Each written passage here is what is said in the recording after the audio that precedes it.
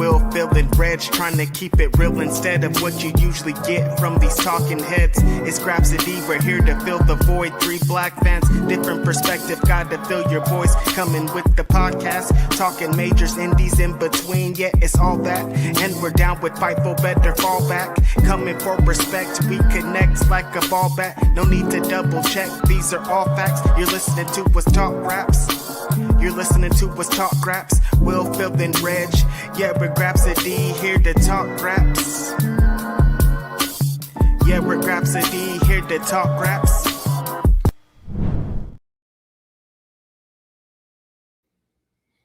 Morning. It is I. It's he. This is Grapsody. I'm Phil Lindsey. Hope you guys had a good Christmas. Hope you guys celebrated all week. Ate some good food. But we are here to talk some Graps ahead of AEW World's End. How are you this morning? It's your favorite rapper, your favorite writer, your favorite podcaster, Righteous Reg. It's Grapsody. It's Saturday morning. I'm already having FOMO from my friend going out to watch this amazing wrestling show today. World's End. He has to head out somewhere because they played him. They gave it up for you, Phil, but they didn't really give it up for you for the show because they didn't put it in the city, right? Buddy, if this show was in the city, a lot of things I thought laying in bed this morning would have been totally different. I probably got back here because I wasn't at home. So I probably got back here at like 5 a.m. And I laid in bed and I was like, man, I gotta get up and do this podcast. And I was like, I gotta go all the way to Hoffman, man. Like, if it was just in the city, it's just like right there. But it's like, oh, I gotta go all the way out to Hoffman Estates. So I was like, 5 a.m. Mixie Boys was outside last night, huh? Damn, I see you. What you was doing?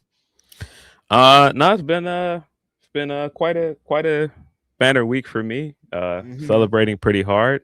I left here Saturday. I got off the pod.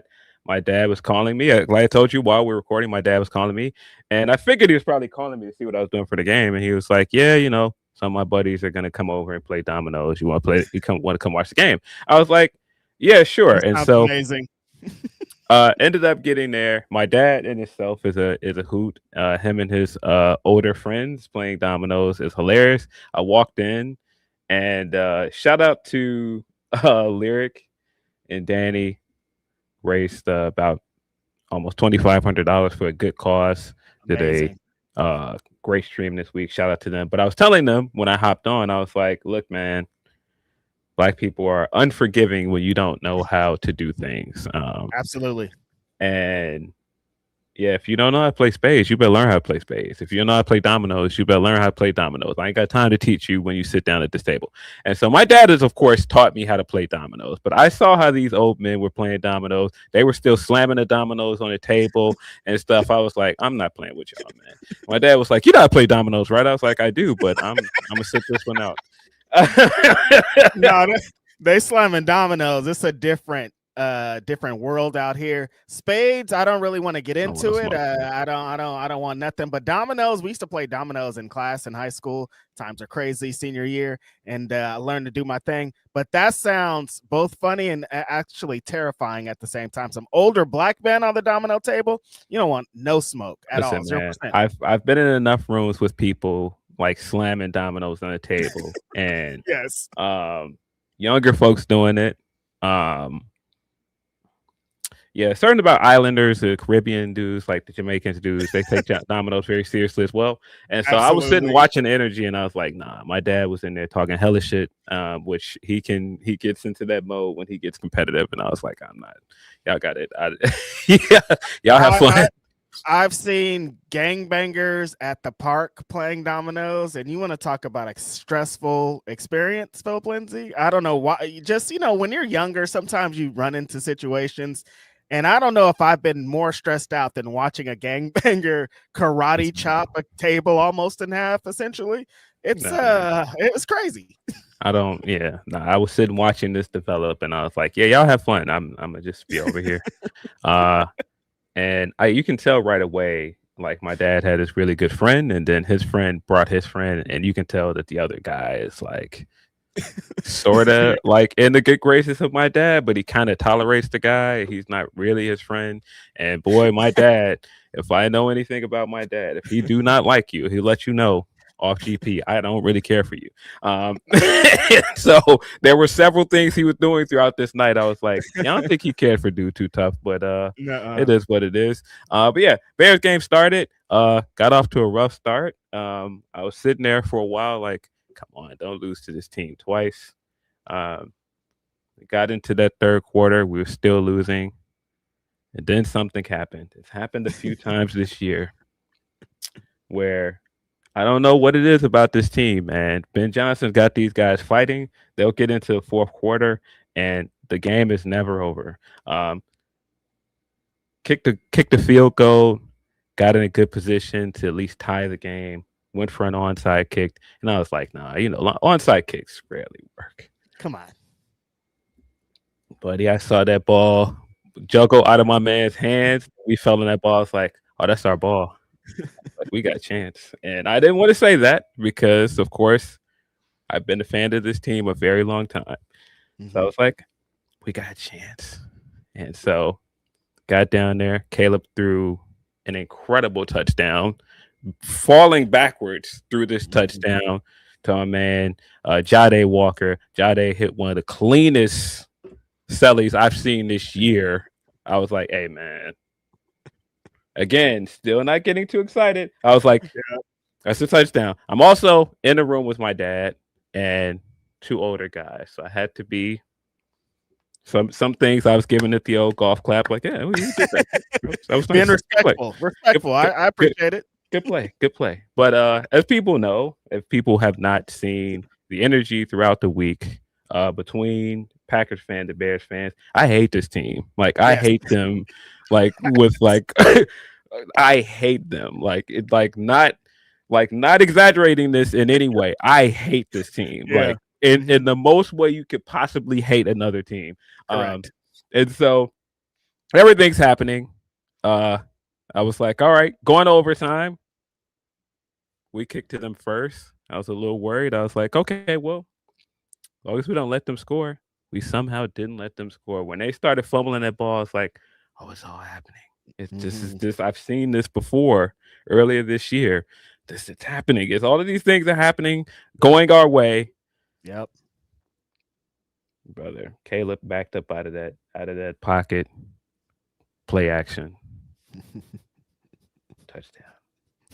We won the game. And I'm sitting there with my dad. So I hit one of those. But if people were following me on Twitter, it was everything that I was actually saying in my head, because I could not yell these things in a room full of older people in a building that is really a senior living situation. Right. So I hit one. Let's go. And so, but at the time, buddy, oh my God, inside my brain, I was like, yo, get these bums the fuck. Get the fuck out of here. I'm not trying to hear none of this. Y'all barely won. I'm not trying to hear this. Our backup quarterback was in. Nah, fuck out of here. Get the fuck out of here, Packers. I've been waiting all year to say this. It's just like if you were like, oh, you hit the bombs when you went up 10 games. I was like, oh, no. No. I gave it up to my dad. Shout out to my dad. He did predict we were going to win 10 games. It didn't feel right until we beat these bums. Get these cheap bums out. I've been waiting all year. This is a special season. It felt really good. There was a time and a place. There was a time and a place. This was the time and the place. It felt really good to win. And having the holidays close to 2 big wins, I think that changed a lot, because after Thanksgiving, we beat Philly. I did not think we were going to beat Philly. That win felt really, really good. And I was like, oh, I got the freaking Packers coming up. But I almost feel like it was worth it to lose to them that first time. To see Nixon get that interception on Caleb Williams the first time, and this guy came down, arms all around DJ's neck, clearly pass interference, no worries, still up out of here. Gave DJ a cheap shot early in the game. Nah. Get up out of here, dude. Not trying to hear that, bro. Bear down, boy. It was that energy that entire night. probably the best win of this season. Probably one of the best Mhm. feelings as a Bears fan in quite a long time. Nice. We don't get a lot to celebrate. Mhm. No, we don't get a lot to celebrate. As a fan of this organization, I have to listen to all of this nonsense. Where's the team going? Are they going to move the building to Indiana? All this. I'm not really worried about this. I'm riding the wave. I was talking to somebody 2 days ago, and they're like Super Bowl. I was like, I don't want to get into any of that. I don't want to get too excited, but God, did it feel good to beat them. And to beat them in that fashion felt even better. It was just like everything worked perfectly for me that day. Mhm. Felt very good. Felt very good coming into holiday weekend. We sat here after last week's stream. It was like, yeah, it doesn't really feel like Christmas, man. Mhm. Buddy, It started. when I saw all of the lights come up that night, when I saw the faces of so many Bears fans with pride, not shame, not hanging our heads in shame, pride on our faces. When I heard the chants from Soldier Field, Green Bay sucks, I was like, oh no, we're here, buddy. Christmas is here, buddy. Celebrate. All you that celebrate, get your hams, get your turkeys, get all of your drinks in, get your eggnog in, because God, did this feel good. I cannot exaggerate enough of how good this felt and then getting up the next day and seeing Packers fans do what Packers fans do. It shifted from all of this trash talking to all of this whining, all of this coping. Oh, well, you just beat our backup quarterback. You had to go to overtime. Yeah, cry some more. Fuck out of here. Win to win, baby. Nobody care. Nobody care about none of that. I don't want to hear none of that. Detroit lost this weekend. The Bears are officially in the playoffs. Look at that. First time in the playoffs in about 5 years. Wow. Felt very good, man. Everything. I've also seen people try to do this. Oh, this was you guys' Super Bowl. You guys know you're not going to win anything. Yeah, yeah. And guess what? Even as it is, pretty goddamn good. Eat that sorry ass. Felt pretty good. I don't care what you want to say now. Oh, you guys won't win anything. Doesn't matter. Don't care. Got y'all up out of here. Watch y'all up. Packers fan, did you order your cheese grater hat? Oh my God, the story of the cheese grater hats. Also, man, what a weekend, man! What a week. This was some of the best. This was some of the best Twitter motion, and like I said, we haven't had a lot to celebrate in a long time. This has been a rivalry in words only because the Packers beat us quite a bit, and so I was not happy about having to play them at the spots we did because we were looking good. It would have been a very bad week for me if we lost that game. That set the tone for me for this week. I felt very good. Yeah. I know a lot of friends that are 49ers fans. They're like, hey, we got you guys next week. Guess what? Yeah, again, everything is up from here. We can lose the next 2 games, and I would feel just fine. Right. As long as we didn't lose to that team. I could not take 2 losses to the Packers in 1 year. No, sir. Yeah. Boy, did that feel good, man. Bears are in the playoffs, Phil. That's crazy. They are in the playoffs. This is the most, and I mean, I see Bears paraphernalia regularly. This was the most I saw people making a point to wear their Bears gear. This is the most I've seen, like the Bears logo inside people's front window. Wow. The city's united. The city, it feels good, man. It feels pretty good, man. Again, we don't get a lot to hot dog shop. Felt pretty good, man. I know it was kind of a weird week to try to do the hot dog thing, but a lot of people were outside. Celebrations were on. Let's go. I went several places over the next few days, and not a word was said. I just made eye contact with somebody else. Like I said, just that gleam of pride in people's eyes. I haven't seen that in a long time, man. I haven't seen that in a long time in the city. It felt good. People were talking crazy on Caleb's name too. I was like, nah, get off Caleb, man. He was out there giving out food the next day. Wow. Good What a times, week. man. What a Perfect week. timing. Holidays, man. It feels good. Like holidays in Chicago, everybody's united. They're vibing. The lights are out. It's not snowing? Question mark. No, it's pretty warm here. Pretty warm. It's warm, so people are outside. That's the other part. People are outside. Like I said, I've seen the motion of all of these people walking around the city. When I got to my my people's house to celebrate Christmas Eve, my cousin came in, Bears hat, Bears shirt, the entire demo. My brother-in-law came down, had his whole Christmas joints on because his family is very much Christmas down. Like they do all the lights, they do all the everything, the matching pajamas and everything. He came down there with his Christmas shirt on, but you know what? He also had a Bears hat on. And when I looked around, I was like, "Oh, we're doing that." This Bears hat down on my head. It was like, this is where we're at. Everybody that came in, same vibe. Again, I don't care what you want to say. This is our Super Bowl. You guys will win nothing else. Guess what? Feels pretty goddamn good, man. Absolutely. You got to take that win, especially these days, Phil. In life, you don't get too many wins like this. You got to take this win and celebrate with your fam, especially. It could be all downhill from here. I've seen the highs and lows, and I do not expect us to do very well in the playoffs. But man, what a all special downhill season. from here. What a special season, man! I just felt really, really good. Shout out to Chicago. It's been a good year for Chicago in a number of different aspects. So I'm proud of y'all. I'm happy for y'all. And you're ending it with the big wrestling show too. Like, what's up? Yeah, I like that. Yeah, I saw a bunch of the wrestling friends popping online. Shout out to the homie Captain Sean Dean. He was on the same energy I was on. Freddie Gibbs has been on this energy all year. I was like, nah, dog. I'm not trying to hear that. This is the most mobilized and cocky I've seen Bears fans in quite some time as well. Like I said, it felt good because we don't really get a chance to get our shit off. And I saw people like, oh, here y'all go, y'all dragging it. I was like, oh, you gotta let us have this, man.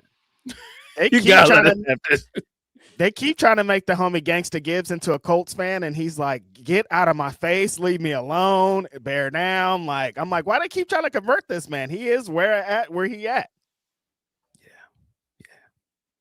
Yeah. Listen, sorry if you guys are not a Bears fan or a football fan, so you don't understand minutes of this.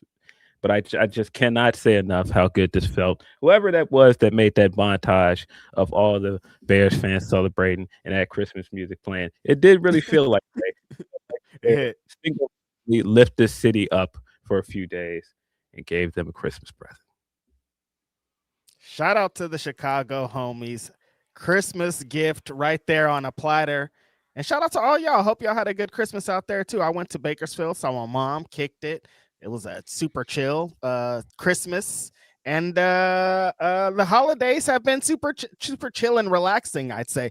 California has been underwater. Shout out to all the California homies. I hope everything is okay. There was some flooding all throughout. Some people had some mud slides and things. So everybody out there in Cali, I hope that you're safe, and I hope that your holiday was great. Yeah. Yeah. Pretty low-key holiday when celebrated. I got up because of course I did everything last minute like most people do. I got up last minute and I forgot till my sister texted me the day before and she was like, hey, are you still making something? And I was like, no, I didn't plan on it, but now that you're texting me, that means I probably should. Yep. And so I had to do that morning. And I was like, oh, yeah. I got up very early. I did not want to get up early. You made something. I did. And then I had to, a lot of the Black people stuff that we wait till the last minute to do. Like, I was like, oh, I did not cut my hair. I should do that. All of these things I had to stuff in the morning of, but we got it. There was a photo finish. By the time I got there, and of course also in Black people fashion, I got there and I was like, I thought I was late. And late. Nobody's here. I'm just like just in time, which was also great. But yeah, again,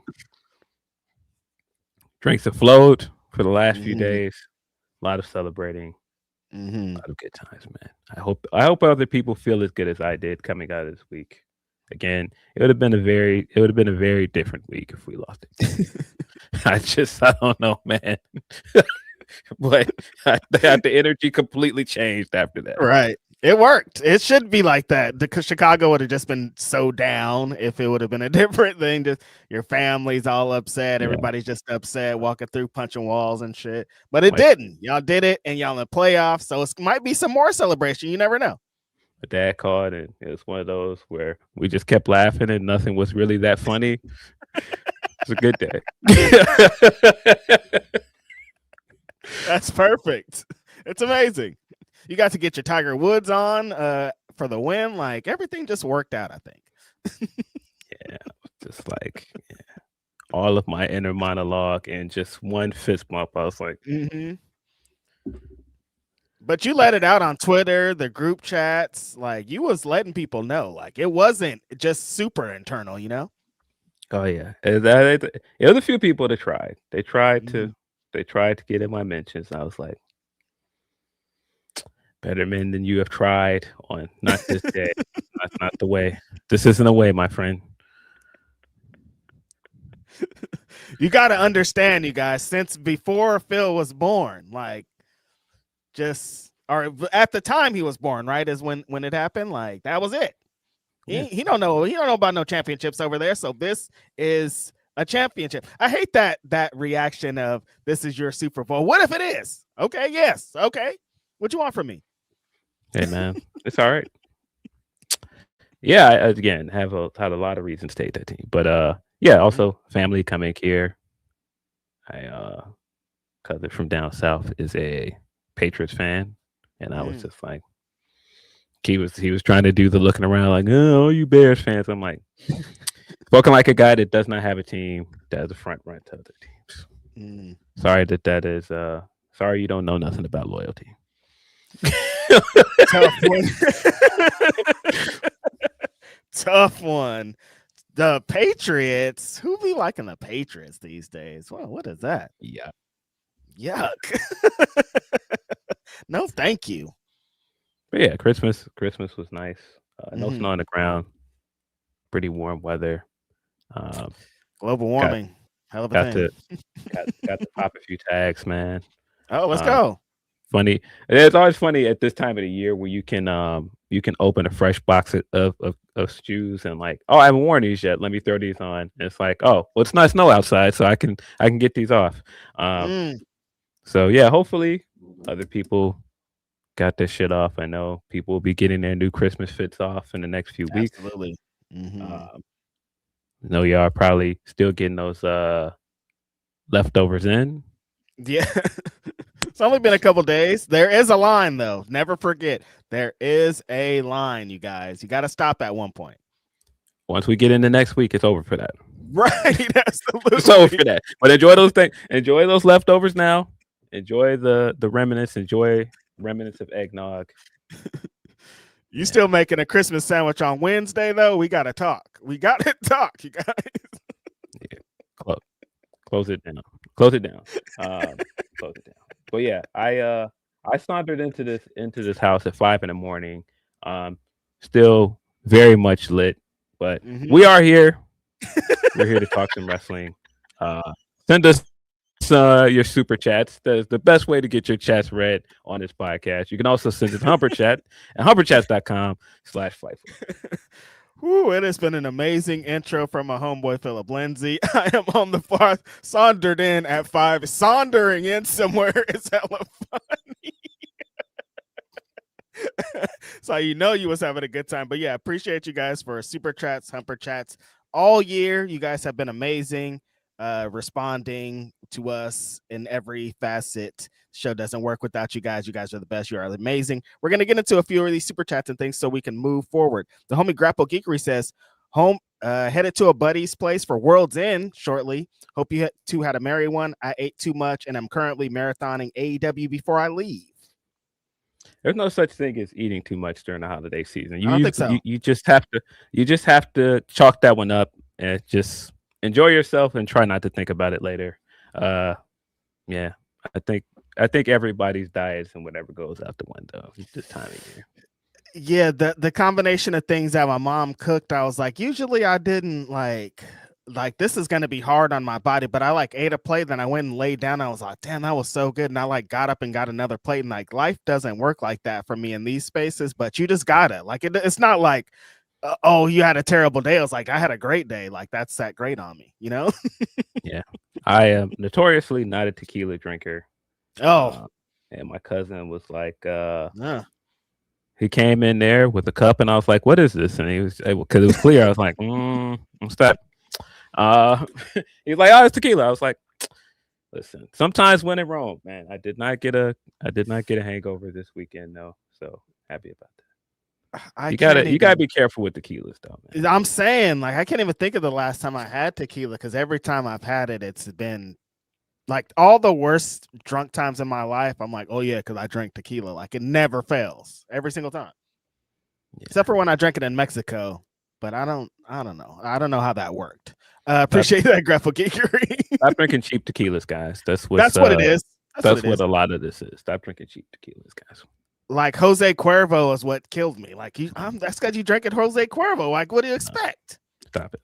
Oh, put that away. Just leave that on saying the name out loud makes me gag almost. Like that's how bad it is. Appreciate that, Grapple Geekery. Minimal says it's the most wonderful time of the year. C2 season. So jealous of Phil getting to see Okada versus Take Part 1 tonight. Yeah, I had to see a lot of that earlier this year as well. People were like, "Oh, y'all not getting a pay-per-view? Haha! Finally, Chicago is not getting a pay-per-view." But never say that. Yeah, we got one left. I was sitting there the whole time. I did feel a way that the Continental Classic did not start in the city of Chicago like it usually does, but that's okay because it's gonna end here. So feeling pretty good about that. Never, if you can't count Chicago for one thing, it's getting an AEW pay-per-view. So never say that because it's gonna happen eventually. When you're like, damn, it hasn't been an AEW pay-per-view in Chicago for a few months. Eventually, they're gonna be like, here comes an AEW pay-per-view in Chicago because Chicago's a hot market for AEW. And I guess California is becoming Revolution City. So all right, I'm not mad at it. Listen, I'll take my wins too. The homie Van Twinblade says, I hope no one besides taking Okada throw hands. Showed how to throw hands with the family this week. Missed last show because of shopping. Show's gonna be fire tonight. Yeah, the show's gonna be super fire tonight. Yeah. Hopefully people's family behaves because sometimes it don't be that way. Do you have that problem, Phil? Are there anybody in your family that's on the wild side these days? Every now and then. But yeah, this was definitely one of those weeks where nobody could spoil the high, man. It just wasn't gonna work. You was on top. That's what's up. Van Twinblade, appreciate you, brother. Happy holidays. Grapple Geekery also says, let me add Nicki Minaj to the list of women I'm embarrassed to have ever found attractive, only for them to go to the dark side. The cringe of it all. Just awful, Philip. I don't even know how to say anything else. Her on stage, jucking and jiving, as they say, was just upsetting, you know? Yeah, I've seen the clips of it. I have not watched the entire thing. I will not watch the entire thing. Nope. But the clips in itself are pretty cringe. I'm good. She's been having a pretty bad year in general, though. I don't think that she seems not well to me. Yes. Maybe that's just she seems not well, and it seems like she's definitely being exploited here. It feels similar to the Kanye thing, where Kanye was doing very contrarian things, and he clearly was not well as well. And you have this group of people that do not mean black people well that are now exploiting this black person, and it's very gross. I don't like nothing about it. And there's some like business things she got going on and some money things, and you know that probably plays a role, and all. It's just like, this is gross, you guys. Like being exploited when you're going through these clearly episodes and things in front of the world is like, this is pretty terrible. But they're not. That's an easy one for them. This isn't. There's no hair off their back, as they say. Yeah, really, really nasty stuff. Mm-hmm. Adjust your top rappers list accordingly, as they say. Yeah, I saw some egregious takes. Rosenberg jumped out the window and was like, "Can we admit that the Monster verse is overrated now?" And I was like, "Whoa! We don't have to rewrite history. It's cool. I think she's always been a little strange, but Definitely. we don't have to rewrite history. It's okay." Nicki Minaj, I think one mistake she made, and this is funny because I think of a tweet came up this week of Big Sean ass, and I always say that's where he made his mistake. That's why he'll never be heralded as the greatest rapper like he think he should, because his first single was ass. Nicki Minaj, I think, did American Idol. She was an American Idol judge, and she got into that I'm not a rapper bag. And anytime they get into that I'm not a rapper bag, I see and I hear what's going on, because it's like you're trying to accept like, oh, I'm an artist. And it's like, well, what are you really trying to say here? And it's always what's underneath it that fucks with me, please. She's been chasing that Montgomery Ward's like Sears song for a while. That Target record. Like I saw it when Starships came out. I was like, I know exactly what this is. Yeah. Trying to get their Target jam on. I hear you, girl. I understand what's going on here. But like this time, it's a lot more extreme this time. So unfortunate. Appreciate that, Grapple Geekery. Curtis Brooks says, hey guys, I was wondering if you could give a shout out to Eric Black for his birthday Monday. I'm a support worker in his home, and he's a massive wrestling fan of y'all, especially Reg. Huge happy birthday to the homie Eric Black. I hope you're having a great one. I appreciate you supporting and listening in any aspect, and I hope that you get all that you want on this great Monday here. I appreciate you, brother. Yeah. Happy birthday to Eric Black. Happy birthday to all the people that celebrate around Christmas. I know that that can be a good thing and a bad thing for some people. I've heard friends talk about it, but yeah, hopefully this is a good birthday for you. Yes. Got some good raps tonight. Should be a good one. It's good time for that. Yeah, I would. My birthday's in March, so I wouldn't know about that. But I hope it's good for you, Eric Black, and I appreciate that. Coffee Black, the homie, says the bar we are at for the Bear game started to passing out shots when it went to overtime. It was magical night. Was that? I mean, I don't think you could describe it as anything else but magical.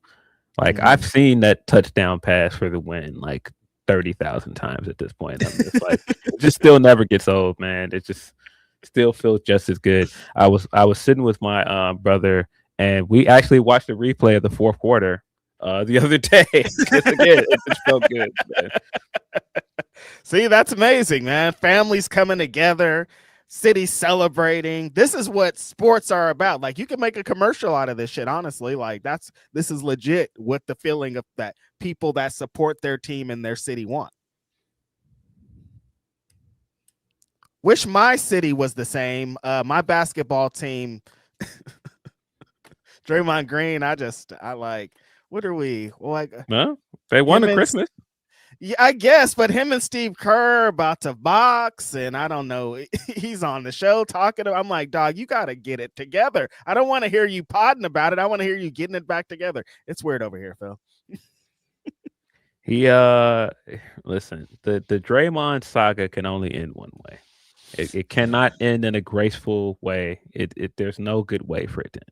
No. That's what I'm so upset about, because it's like they don't have a sit down meeting one day and this all turns around. No, this ends in a fiery, horrible relationship because he keeps pressing all the buttons and he don't care at this point. Yeah, think of all of the players like him and how their careers ended. And yeah, we've seen the story before. So yeah, I don't foresee it not ending in controversy because it's Draymond.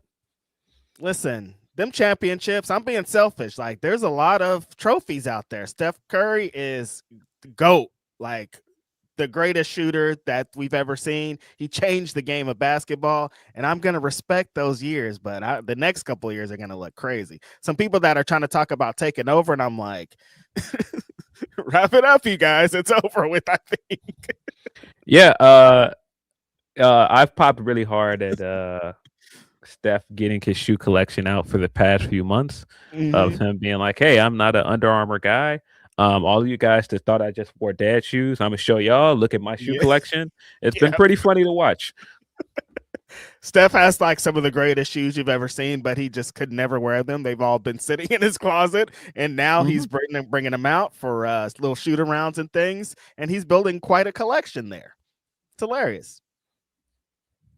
Appreciate that, coffee. Walio 32 says, shout out to Caleb Williams, DMV. I hope he proves the haters wrong. They were like, yeah, all we're missing is a Caleb interception in this game. And I was like, dang, I know y'all still waiting. Sorry about that, man. They're down, you guys. That's the theme of this podcast, okay? Bro, my man threw that touchdown and put his hands in his pockets like Orange Cassidy and watched it go in like, oh, too cold for these guys, man. Iceman, fuck out of here. The real Iceman, baby. Watch out. Nah, that definitely was a watch out week. Yeah, no, watch out. Watch out. I seen a lot of tweets like, yeah, all right, let me get by you. Watch out. Hold on, right behind you. Watch out. Watch out. Appreciate that. Coffee Black says, got a group of WWE casuals coming with me to World's End tonight. I'm very interested to see how they react. Yeah, that should be interesting. Listen, wrestling fans are wrestling fans, especially in Chicago. If you're going to be there live, like the vibe is going to be, I don't want to say hardcore-ish feel, but it definitely leans, I'd say. Yeah, I'm curious to see what the crowd will be like this close to a holiday. Yeah. I mean, if Chicago is going to bring the energy that they've had the last week or so, it's going to be good. It sounds like. The homie Grapple Geekery says we had smoked brisket, Lexington style barbecue pork shoulder, turkey, ham, and mashed potatoes. The host didn't ask anyone to make any sides or veggies. Damn, y'all was just in there packing it down. That sounds like a hearty, meaty Christmas style dinner right there. Sounds bomb though. Yeah. I appreciate that. I can't think of the last time I've had a ham on Christmas. I was just telling somebody that. Is that just me? I feel like people are kind of out on ham. Yeah, I don't. Meat is starting to subside in a lot of places that I exist in, so I haven't had it in a few years also. Yeah. It's crazy. That's all of our super chats. Appreciate you guys. We got a handful of Humper chats. We got a few from Humper Chat regular Tony P. He says a tie for Petty of the Week winner, Vernon Maxwell complimenting Donovan Mitchell in a tweet and using it as a vehicle to still shit on the Jazz. His hate will never die. In wrestling, we have Gabe. The way that man slow crept on Darby had me dying. Who's yours?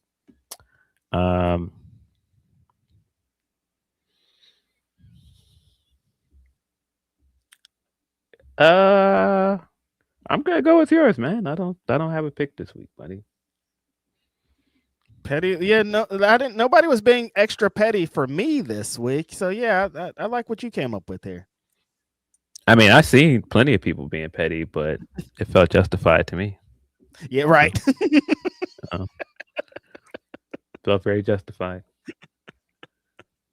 Yeah. The saga. There's a couple of post. I guess Diddy was in the news a little bit in the wrestling side again this week. But post that documentary and Marlon Wayans going at him using that AI while doing it. And then I saw a thing where King Combs said he's going to smack 50 Cent the next time he sees him. And I'm like, I think, no. Wrap it up. Yeah, wrap it up. I think no to all this, wrap it all up. Ja Rule still keeps coming out. Everybody keeps chiming in. I'm like, I think, wrap this up. Ja continuing to be 50's biggest hater is very justified in my opinion. Definitely. I think it's very funny every time he does it. Yeah, I think it's justified at this point. His is to the end for sure. Yeah, no, and I totally get it. I totally get it.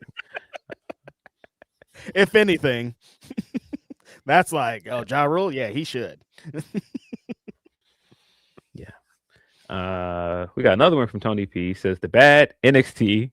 I'm not sure what you mean by that, but I'll go with that. He says the bad NXT, Julia getting no pop. There are now long form videos about Triple H fumbling her.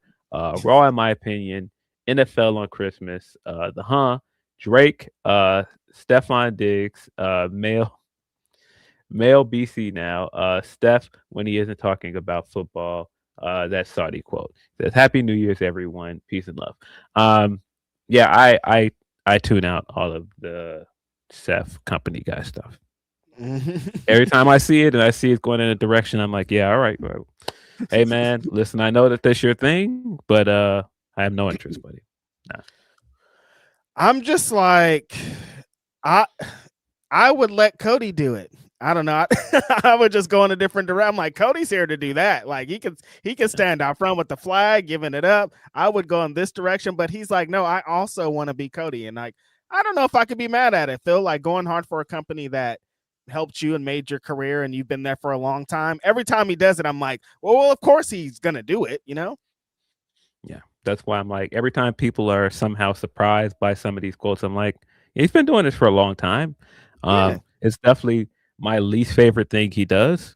And I've just been like, all right, I don't have any interest in that, but I get it. I get that you feel like you have to do that. I have no interest. It's just always who he chooses to do it with that feels extra kind of, why are you doing it there? Is always what it comes out to me. And then after that thing, that Cybertruck thing earlier, it's like, just stop doing interviews, I think, for a minute. Like, why do you keep going on?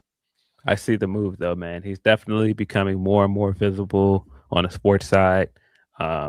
He's doing more of the analyst stuff, and people are responding well to that part of his press run post injury. But yeah, this other stuff, I'm like, I don't know, the company guy thing. But yeah, he's been outside. He was here in the city watching the Bears game the night the Packers won. He's been on Good Morning Football a few times this week. He was on a Netflix show as well this week. He's been outside, man. I was just trying to think, have we ever seen a wrestler do anything like this? Like on the sports side? Like go from I'm a wrestler to like now I'm doing football analyst. Like, has this ever happened before? I guess sort of, but I guess it's people that were already linked to football anyway. Right. He does some of it, but he played football. And yeah, exactly. Like, of course he would. Like, I'm just like I was a pro wrestler, and now like I just really like this football team, and I just want to analyze football. It's kind of crazy. Yeah. There's a few other I can think of, but like it's usually somebody that was already linked to football because they played. Right. Yeah, I like to see E do more of that because he's so good at it. Yeah. I think he's been great at all of the post-show stuff he's done with WWE. Yeah, what a guy. Great analyst, great guy. What a guy. Doesn't offer up as much of this company guy spiel. No. It's just like, yo, look, you guys know where he works, and you know he's not gonna say a bad thing about them while he works there, but you know it's all right. Tone it down. It's all right. Better or worse than Cena company guy?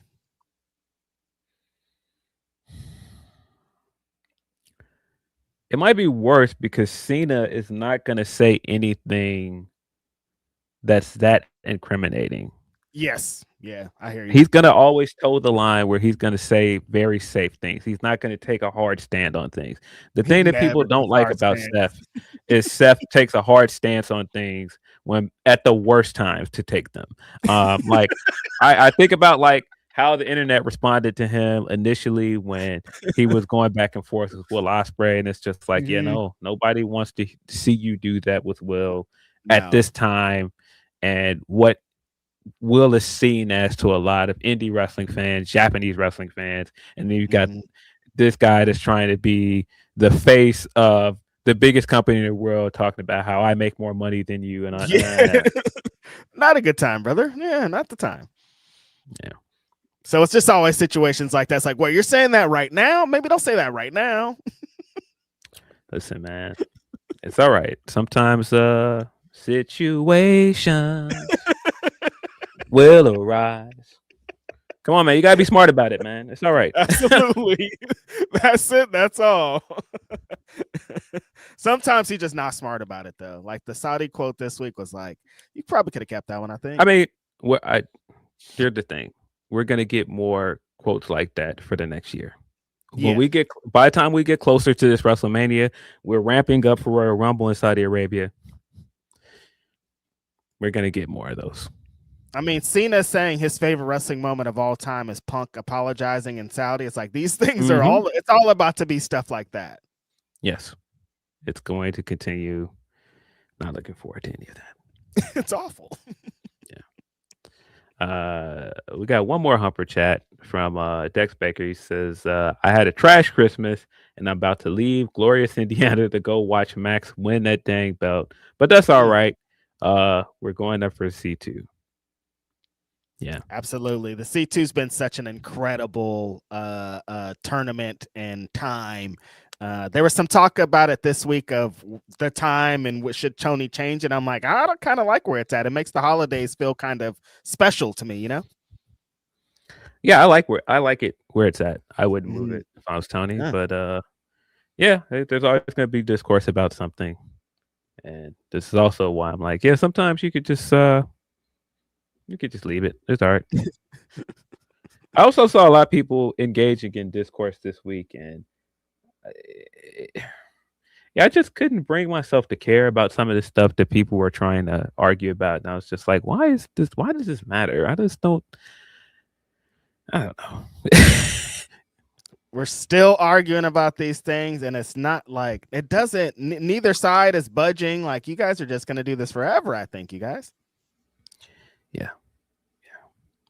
I did not watch, honestly, a ton of wrestling this week. Been out, Mixie again. Once you set the tone, it was something to celebrate. I was outside, so I didn't watch a ton of wrestling. I did see Melo win last night. Good for Melo. I'm glad that they followed up on that storyline of him losing the open challenge match to Ilya, and it wasn't a clean finish because it kind of felt like they were leaving it open-ended, leaving a question mark for fans that have been asking for more from him.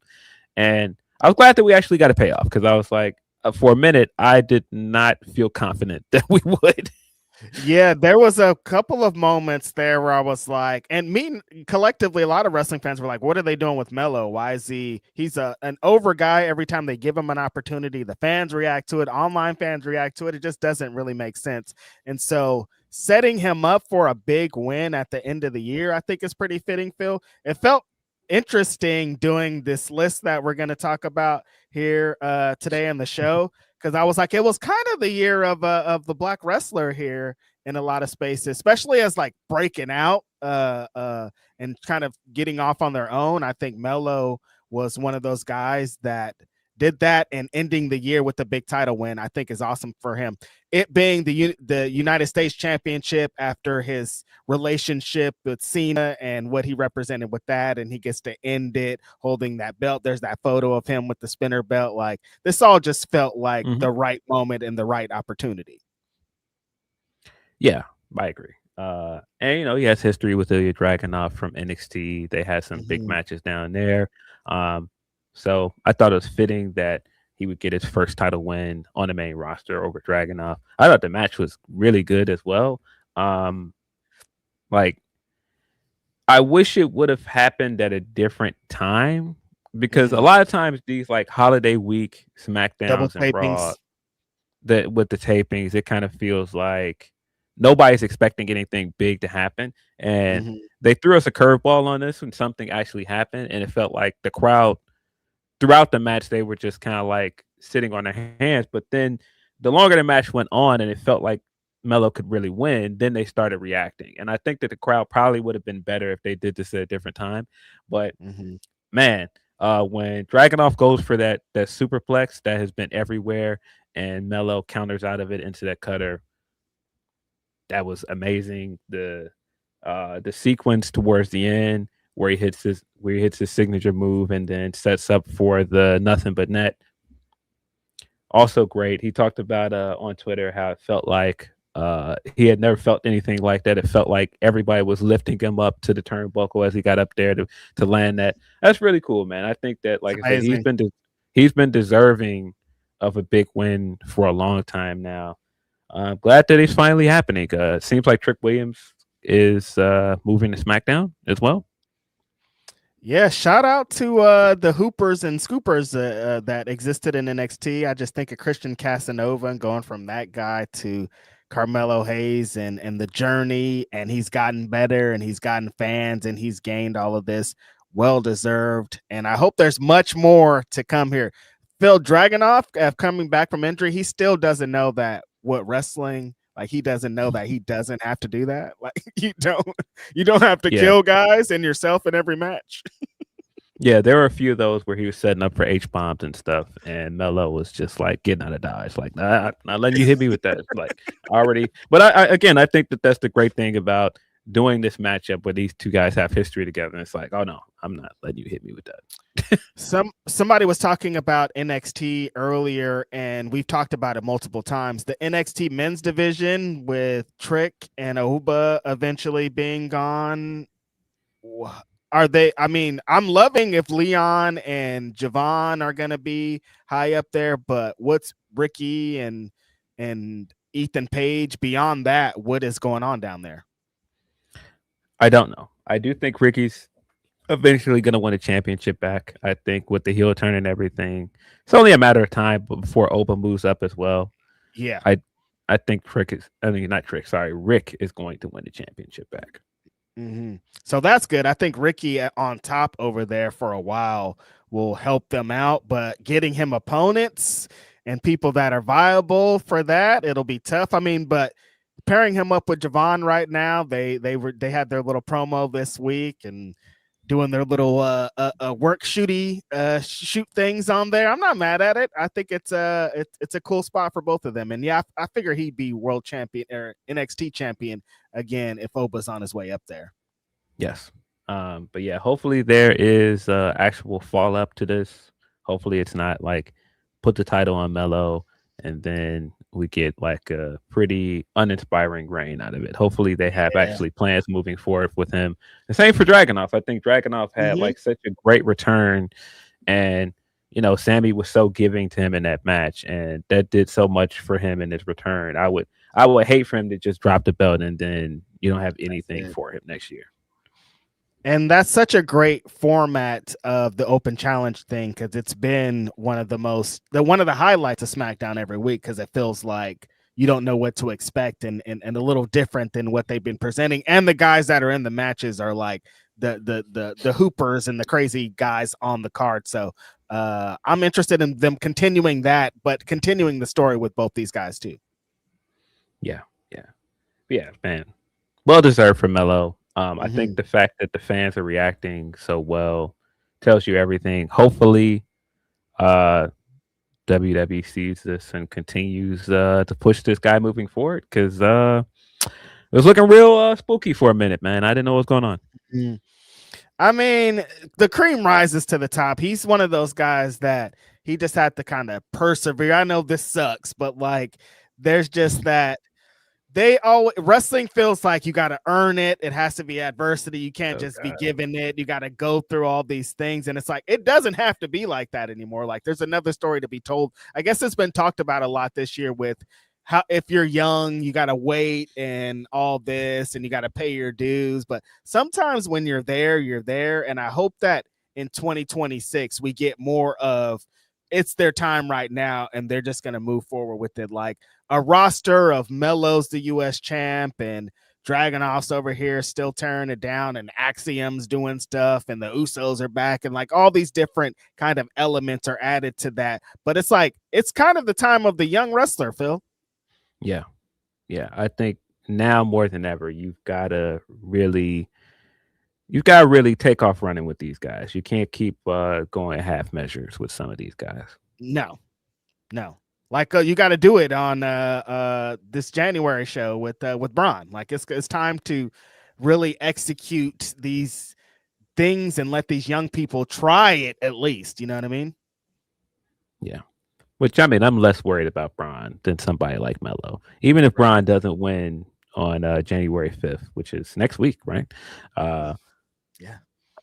Even if he doesn't win, it's so clear that they're positioning him as somebody that's going to matter. Mm-hmm. I would be more concerned for like a Melo. And I still am tentatively excited about Oba. I hope that I want people's expectations to be actually like I want this to live up to expectations. I don't want this to be one of those things where people keep saying, "Oh, you got to do this. You got to give him the Royal Rumble wins. You got to give him all of the big wins," and then he gets up there and it's everything is put to a halt. We're told to wait again. I think there's a story to be told in a Brock Lesnar style domination Royal Rumble, not win, but like he eliminates a number of people and he looks dominant. I think that's a way to get him over, because winning the Royal Rumble out the gate for not just a black wrestler, if we're talking about the elephant in the room, but anybody in that position of their new, like Royal Rumble wins go to established well into their career style wrestlers at this point now. Like CM Punk's in the running to win the Royal Rumble, and Seth Rollins and Cody Rhodes, like those are the guys that win the Royal Rumbles, not guys fresh off NXT, not guys that kind of exist in that space. Yeah, they don't really give black wrestlers that kind of push either. They don't give them that straight out the gate like a Royal Rumble win. I mean, there's still only one black men's Royal Rumble winner. I don't think people realize that, but Rock is still the only one. That's it. And on the women's side, it's Bianca. Mm-hmm. That's it. That's it. That's in the running. Like Kofi was the spot guy for a long time, but he never was gonna win. Should have won it too. He should have won it 1 year. Definitely. But yeah, I don't know. I still am tentatively excited for Oba. I don't know. I don't want to get too excited. That's all. I'm like, we always talk about it, Phil. Like it is different. Like where he's from and what he represents is different than a lot of the other super talented black wrestlers. But like, I'm always like, you just never know. We haven't seen it, so it'll be if he comes in, he wins the Royal Rumble, he wins at WrestleMania, holds a belt up. Like we'd be very surprised because it'd be one of the first times. Yeah, look. I would love to see it. I'm still am saying everybody temper your expectations. That's chill. That's it. Yeah, Dax is saying technically Big Show won Royal Rumble Truther. When I tell you that is one of the funniest things Rock has ever done. Those segments after that where he's like, yeah, you know, you come out here and you show your video, the best thing you've ever done, and it's him doing his telly in slow motion. He was like, "Oh, you got some footage for me? I got some footage for you." And it's just the Rock in the back doing his telly, and he's doing this slow motion. Fucking hilarious, bro. Oh yeah, really good times when that very real ending got kind of screwed up by some timing. Big Show and The Rock, but yeah, still beyond the Dwayne, nothing, nobody even in the running. Yeah, we gotta change that. Definitely have to change that. Like now, do it. Yeah, send us in your super chats. Again, that's the best way to get your chat read on this here podcast. We're gonna get into AEW World's End preview. Then we're going to run down our year in review stuff. But before I do that, I'm gonna hit you guys with a word from our sponsors, Aura Frame. I'm here to help you Aura Frame, not Aura Farm, Aura Frame, with auraframes.com and the code FIGHTFUL. Right now, get $35 off their best-selling Carver mat, named #1 by Wirecutter. This deal is exclusive to our listeners, and they sell out fast, so go ahead and get yours. This isn't just a digital picture frame.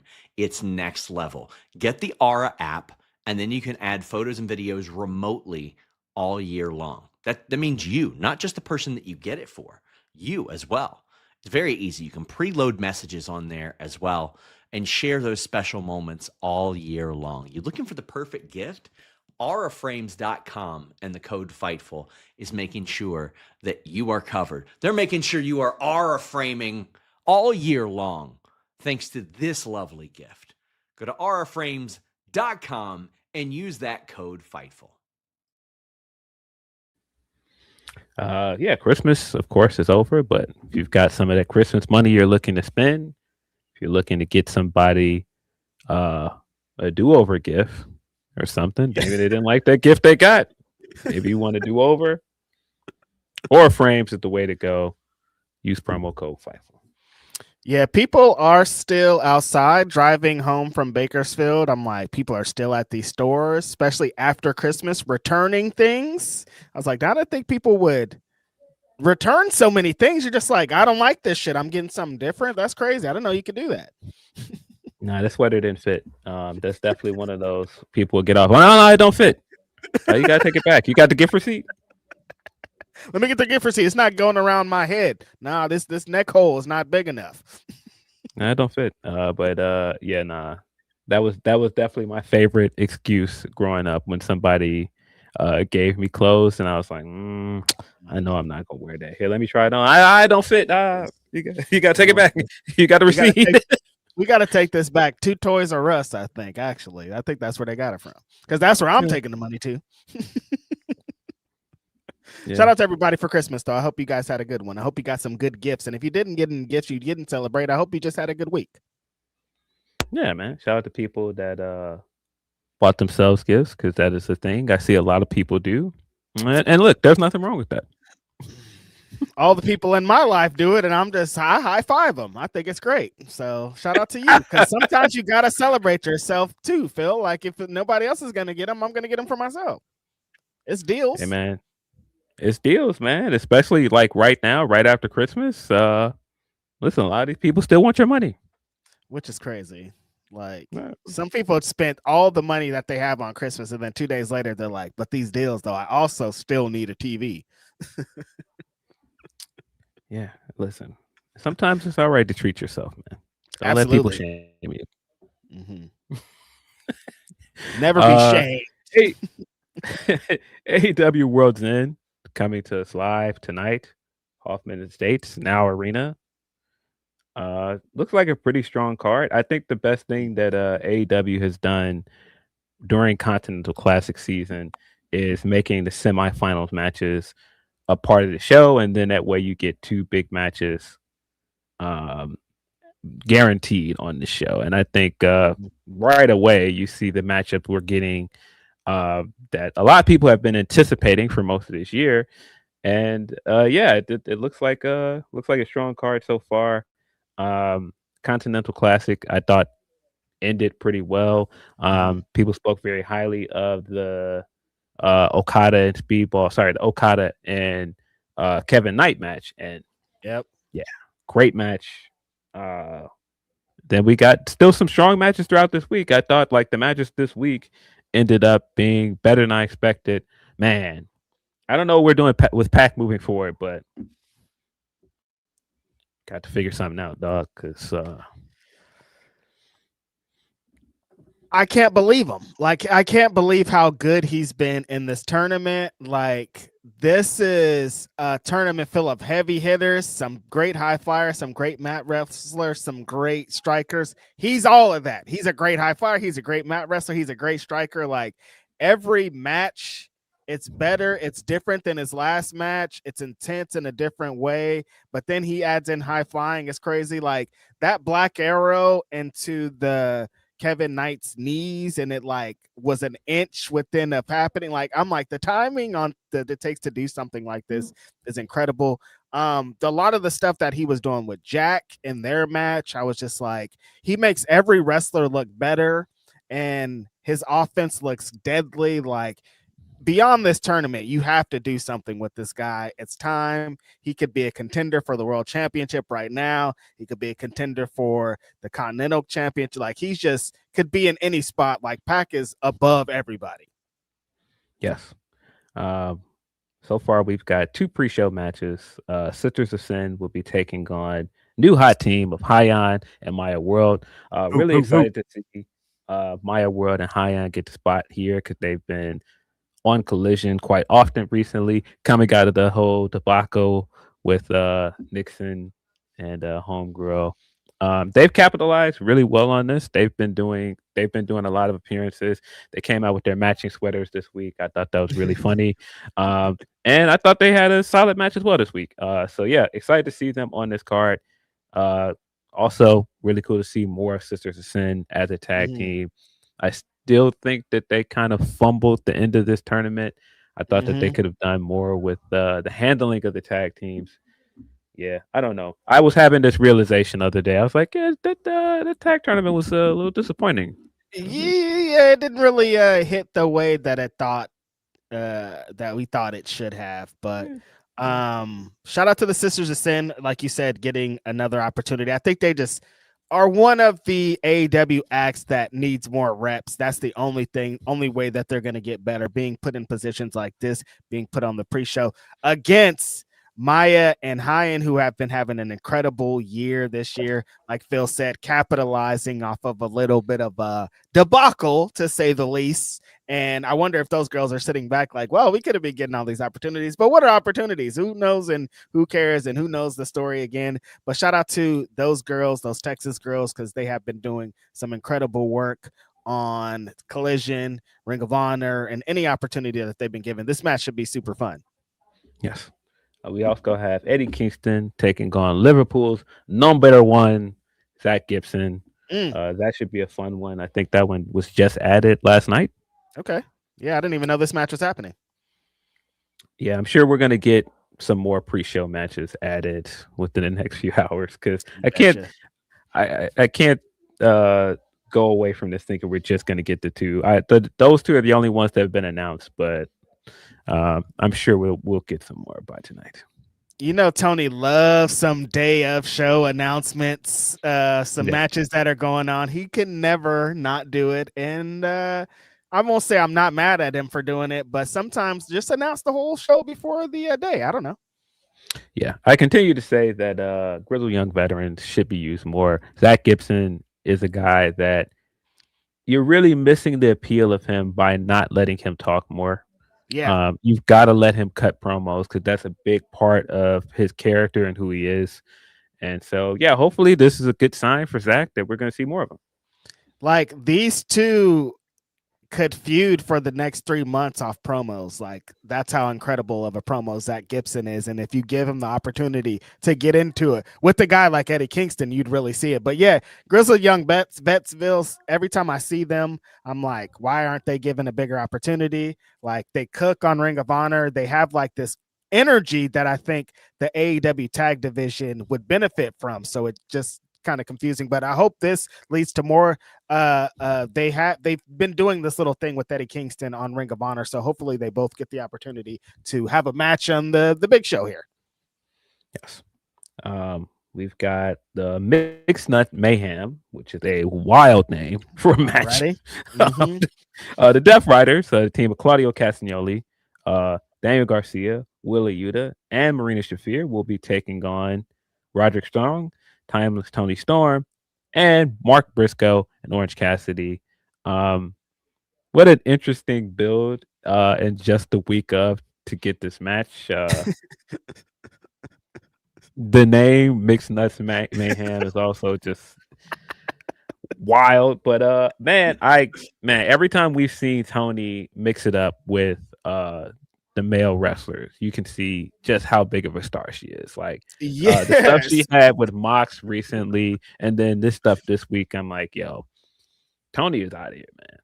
Like she came out and Mark Briscoe came out and like in New York, like the Briscoes are certified. He's done some legendary things in this building. And people were like, yeah, we like Mark Briscoe. And then Toni Storm came out and people were like, oh, fucking Toni Storm's here. Like they go ham for her. Like she represents something completely different than a lot of even the male wrestlers. Like it's insane. Shout out to this week of that Marina and Mina match that was super fun. From Hammerstein, I thought that they had some nice chemistry together. I love the finish of Mother's Milk chokes out Mina. She's dead.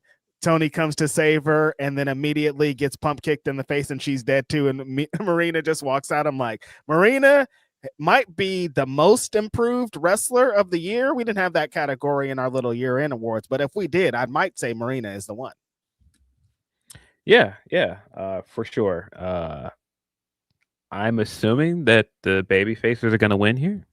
I would think so. It feels like from the build, the little bit of build was like the heels were getting over on them and they need to respond. I would think you want to get a big Toni Storm win the last of the year, you know, Phil? Yeah. This is also why I assumed they were going to put the belts on Tony and Mina, because this is a clear reasoning. Like Tony is still on TV every week. They're still find a way to get her on the pay-per-view. Right. And I can't say that it would have been a wrong decision to put the belts on her and Mina and, you know, add importance to the first champions. I don't know. And then just the way that they've been handling Willow and Harley since the tournament has been interesting. I wanted to talk about that. Maybe we could talk about that match here first, or there's that match here next, because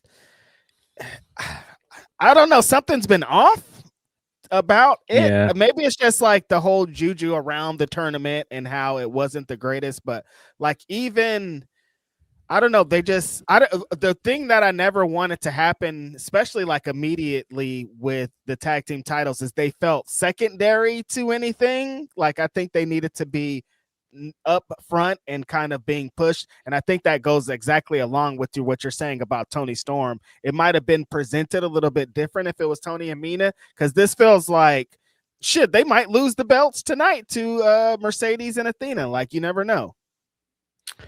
Yeah, I don't know what to make of this. I don't think they're gonna lose tonight, but the way they've been used so far has been a bit odd.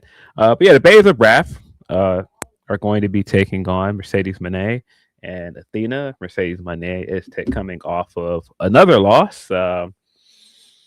Unfortunately, I was spoiled on that loss. I didn't get a chance to see it live, but I thought that it's continuing the storyline with Mercedes of all of her old foes coming back and getting their one-up on her and getting the win. This time, it was Alex Windsor, the new undisputed British Women's Champion. I think that was the right call there. I think doing it on an AEW show where you're going to get more focus on the fact that Alex won and you followed like Windsor's journey with the company so far this year. So I think that was a good move. I think that Alex was one of those people that were in the running that I wouldn't mind winning the TBS championship as well. Same. So yeah, I was really, really excited about that. I think this match is going to be strong because Willow and Athena and Mercedes, they have great matches together. They have great chemistry. Some of my hesitance with this title run so far is I don't really like that it feels like it's more of a vehicle to get Harley over than it feels like it's really supposed to be a big win for Willow. And that could be me, you know, splitting hairs, but it just feels very apparent that that's what this is. And like, I mean, this week Harley was everywhere. Harley was doing her interviews everywhere. And look, great for Harley. I think that that's fantastic.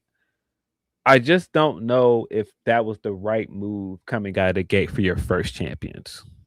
Like even the promo that they did this week after their match and they told that story, I'm like, this is a great Harley bit, but I don't know if this is a great the women tag team champions bit. You know what I mean? So I don't really know what this is going to be presented as moving forward. I could also be in the same boat as Philip Lindsey, just pulling hairs, but it feels like you're saying, like, she's on TV, she's doing all the bits, she's on Ariel Hawani. Like, I get it, but I don't really know if for the championships that's the vibe that I wanted to go with. No, and I feel like with where Willow is and how much people have been wanting Willow to get this big win, and this just feels like we're still stalling to get to that. Yes, And exactly. If that was the case, I don't know that we needed to go that route with the finals, but it is what it is. I think Willow, I'm a little bit more confident that Willow could end up beating Mercedes for the TBS title because of the stuff we got in the last few weeks, the way that Mercedes snuck in there and stole that pin after the old face. And I do think something's going to happen here where Mercedes either gets pinned or ends up costing her team the match. I think that's going to continue to play into the downfall. I would not be shocked if the match for Revolution is a triple threat: Willow versus Athena versus Mercedes.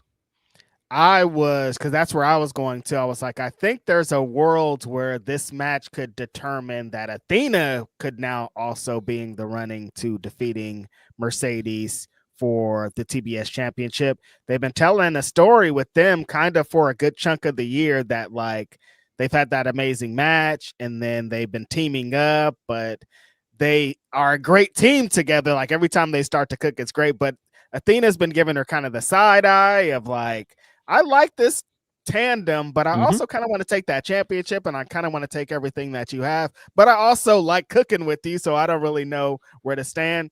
If we end up with a triple threat at Revolution, like Philip Lindsey's saying here, I would cry happy tears because that sounds like an amazing match. And I do like the story that they've been telling with Mercedes at the end of the year. Like you said, with Alex Windsor, that match was awesome. I think that was a perfect time with the story that they're telling with Mercedes old foes coming back. She's been still as high level in the matches and so giving and putting these promotions on the map, and all the wrestlers that like have wrestled against her have been better afterwards. So it's been an amazing year for Mercedes, and who knows how they'll cap it off tonight. Yeah. I think if nothing else, despite some of my trepidations with the way they've booked the tag title so far, this is a very good matchup. I thought that Athena and Mercedes had one of the better matchups in the tournament.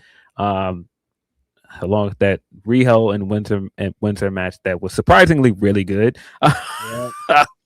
But I think unfortunate that they didn't have a TBS title match, though. I guess now that we're talking about it too. My assumption, though, is that they're not doing a TBS title match because we're going to get some of the build to the next TBS title match in this match. That's my guess. Yeah. But I agree. I think that there should be more people gunning for Mercedes TBS title coming into this pay-per-view. But I do think something's going to happen in this match that sets up the next big TBS title match for her.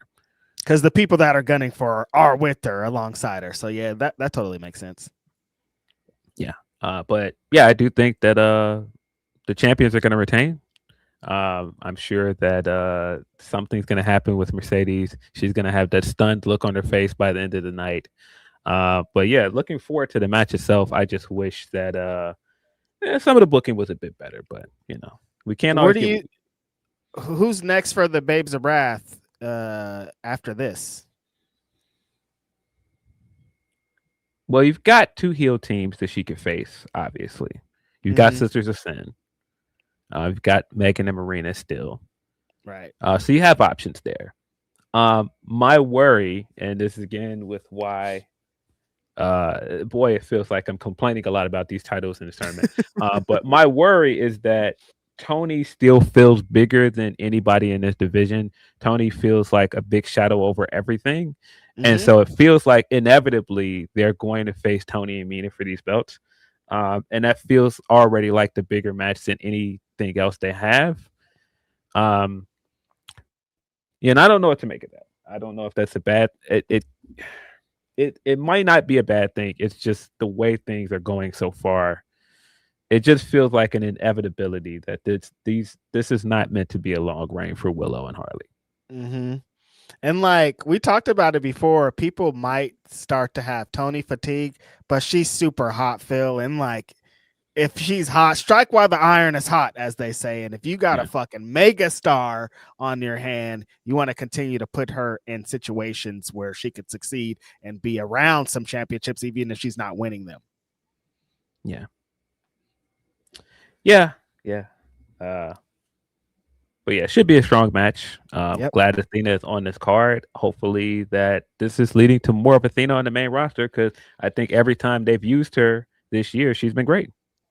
Yeah, there's a lot of good things about this match. The women's tag championships are being featured on pay-per-view. I hope they continue to be in a big spot moving forward. Athena is back in a position to hopefully be full-time on Dynamite all the time. So there's a lot that's good in this. And the Babes of Wrath, I think, also are going to go over tonight. So yes. We got both of the Continental Classic semifinal matches. Kyle Fletcher will be taking on Jon Moxley on his side of the bracket. Interesting contest right there. I assumed, because, well, first of all, I didn't really buy into the idea that Moxley was going to lose all his matches like some people did. I did think that he was going to still tough it out and win some matches, but I was surprised that he made it all the way to semifinals. I think that works with the story we're telling, though, with Moxley. I do think that Kyle Fletcher is going to win here, and he's going to move on to the finals. With the two guys on the other side of the bracket that he has tension / a relationship with, it makes more sense for Kyle Fletcher to advance. Interesting concept, though. Kyle Fletcher, incredible C2. Confidence was on 1,000 in every match. He went into every match being like, I'm the baddest motherfucker in this tournament. Nobody can beat me. I'm going to win that championship. All of his matches hit. Like, I think on offense and defense, he's gotten better as a wrestler. And in December 2025, like, he's probably a top 5 worker in the entire company with what the opportunities he was presented with. So I also see him advancing. I'm interested to see what kind of match, with the pace that he's been going the last couple of weeks, that he works with Moxley, because Moxley's been kind of adjusting and doing some different things. So this should be a super fun way to kind of proceed with this tournament, especially with how both of their styles are a little bit different, but Mox likes to mix it up like that too. So this match should be pretty fun, but I also think Kyle Fletcher is going to be in the finals of the tournament. Yeah. I think Mox has been really fantastic in this tournament. I think that his matches have been good. I think he's done a lot as a heel to put other guys over. And I think he's going to do the same thing here with Kyle Fletcher. Like you said, their mix of styles. Kyle has definitely been a guy that goes in there trying to hurt people, and he's going in there with a guy in Mox that does not care at all. He will go in there and not just try to hurt you, but do damage to himself in the process. He doesn't care. So very interested to see these guys clash. But yeah, Kyle Fletcher is probably going to move on to the finals. On the other side of the bracket, we've got Kazuchika Okada taking on I believe the overall leader in points in the entire tournament, Konosuke Takeshita. This was the big match that AEW has been really planting the seeds for most of this year. I felt like it was an inevitability that they were going to face each other at the end of this tournament, especially with the way the tournament ended up with both of them in the same league. This is with both of them being in different leagues. Fletcher is in the same league. But I think I don't know where this is going to go. I've seen a lot of people say that this could end in a botch finish, and it could end up being a triple threat match. I think that makes sense with the stuff we have with Kyle Fletcher, of it being Okada and Fletcher and Takeshita in the same ring. But with what the Continental Classic has been for the last few years, I don't know that I really buy that they would do a shenanigans finish. I think that Tony has done really such a great job of making sure that a lot of the ends of these matches are clean. I don't think that that's where we're going here. I kind of feel like one of these guys is going to win clean here. And based on the way this tournament has gone so far, it's probably going to be Takeshita. In the back of my brain, Phil, all I'm thinking of is Takeshita as the IWGP World Champion. And does what's happening in a week have anything to do with this? Okada's in a gigantic retirement match against his longest rival at the Dome. Takeshita's defending the championship at the Dome. What a crazy time to book this match at this point. It's like, I don't know. I've been going back and forth all week. I'm like, Okada repeats, that could be a thing, but like with the way Takeshita, G1 winner, Phil, winning the IWGP championship, I think winning the belt in this tournament to cap it off is like the way to go, honestly, just because of iron's hot. We got a super hot young prospect that hit it out of the park every single time he worked this year and deserves another kind of victory and reward for what he did. Like, maybe we just do that. I don't really know, but a schmoz finish sounds crazy as hell, and what this tournament is supposed to be and what it represents and who these two guys are. Like, that would be, I don't want to say bad, but I wouldn't like it, Phil. Yeah, I mean, you've got possibilities here. You could end this match in a draw, and that would be the way to, really prolong this feud and do another one-on-one match down the line. And then you could do the triple threat match later in the night. Maybe, I don't know. I feel like it could go either way, but I think the fact that you have two big champions going into this match, you have the convoluted lineage of the unified, I was about to say undisputed, but unified championship for Okada. And then you have the reigning IWGP World Heavyweight Champion. It's kind of tough to buy that one of these guys is going to lose clean here. And that's why I can see why people think it's going to be a draw. It's tough to call, man. This is a really tough match to predict. I keep wanting to say I believe Takeshita's just going to win, but at the same time, this is Kazuchika Okada. It's Okada. I don't know, man. It's Okada. Like, you can't betting against Okada in a tournament, championships on the line. Like, can you? Is that even possible? Like, I went into this tournament being like, Okada's gonna win. So I don't like. Am I betting against him now? I'm like, I might be though, because Takeshita's been on an insane run, and with what you brought up, Phil, and the lineage, and Okada could lose the championship and still have the other ones, I guess. So would it really be that wrong? I don't know.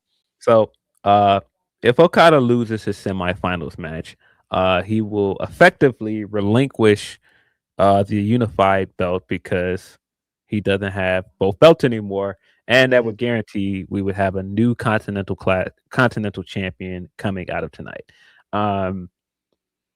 That's what makes it hard for me to say Takeshita is going to win, because I feel like the whole mess around the unified belt, I don't think we're done with this belt here. I can very much see this going in a draw and then Okada picking up the win by pinning Fletcher in the finals. I didn't know that. I didn't think that the triple threat would be a possibility, but if it is, that makes the most sense, because I can't. Them pinning Takeshita a week before the Dome sounds like, what? Don't do that. Like, I can't. That sounds crazy. But then, like, also Okada, I'm like, he also has a gigantic match and probably is gonna headline the Dome against his longest rival. Like, do you pin him before that match too? Like, I don't know, man. No, I don't think you do. And I think for me, the idea of Okada losing isn't so much that I think it hurts him going into this match with Tanahashi. I don't think it really matters that much if he loses here. I just don't think that we're done with whatever is going to end up being the end result of the unified belt. Right. And we're not done with Okada and Takeshita by a super long shot. Yeah. So, I mean, I don't know. Also, commentary keeps putting over, yes, Takeshita won the G1, but he's going up against the greatest tournament wrestler of all time, and Kazuchika Okada. Yeah, kind of feels like, even though I think I kind of have a feeling Takeshita could win clean, it just kind of feels like Okada might end the night as remaining unified champion. I can't bet against Okada. It's hard, but I'm betting against him. I'm going with Takeshita. Takeshita's going to leave as the champion. I think so. I just can't pinning the IWGP Championship. Like, that's crazy deal to be made for New Japan if they let that happen. I don't know. Yeah, but we've got options. I think the fact that it is so hard to predict where the semifinals match and the finals will end up is a good thing. Yeah. So very much looking forward to seeing that match in Chicago.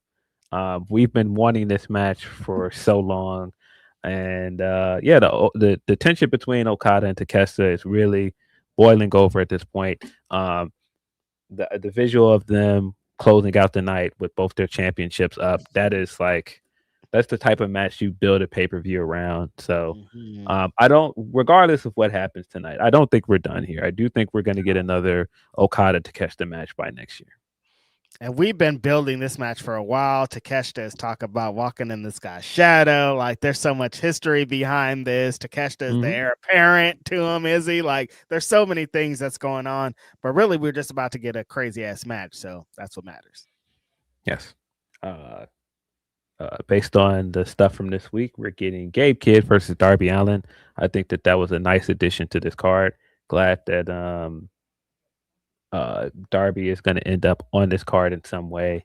Yep. I don't love that he's still in the mix with the Death Rider guys at this point.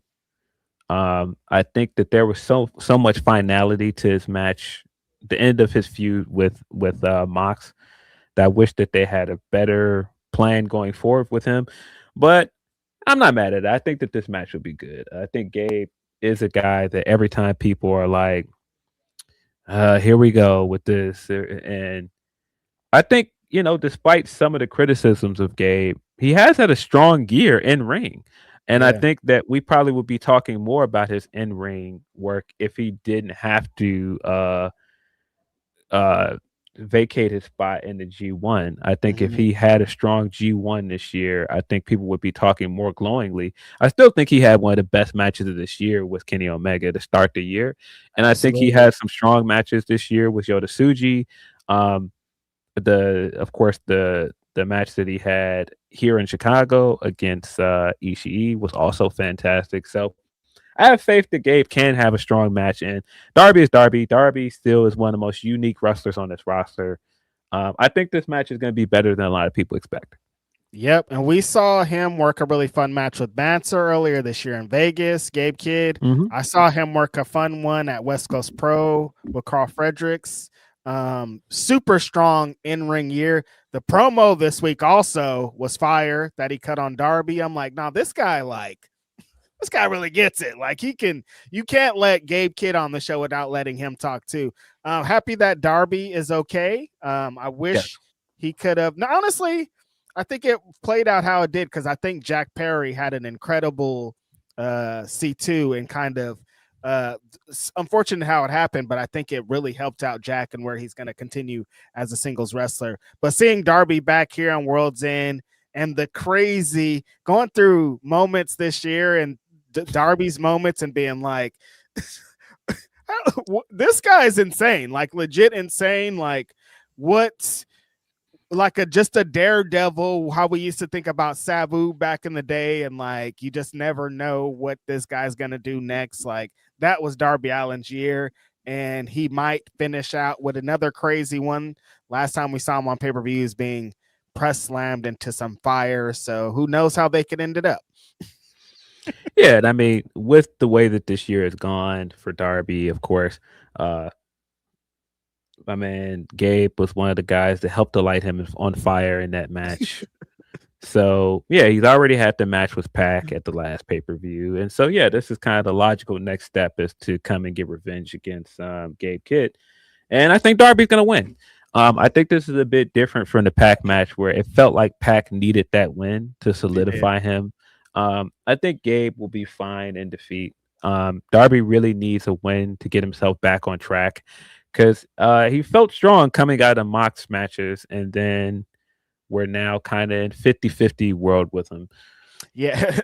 I don't know what is going on. Like, I'm interested to see what Darby gets into next year. Like, how much longer is this Death Rider stuff going to go? Like, well, we got to figure out something else because Darby's also a big star in what he represents. Yes. And we'll see it tonight, how the fans feel about him. I don't know. I keep saying losses don't super matter that much to Darby. So Gabe might do it just to like beat him to death one last time because he did drag him and we didn't see him for a long time. Like, is that the way to get revenge? But then Darby not being in the C2 probably does need a big win to end the year out. So yeah, I don't know.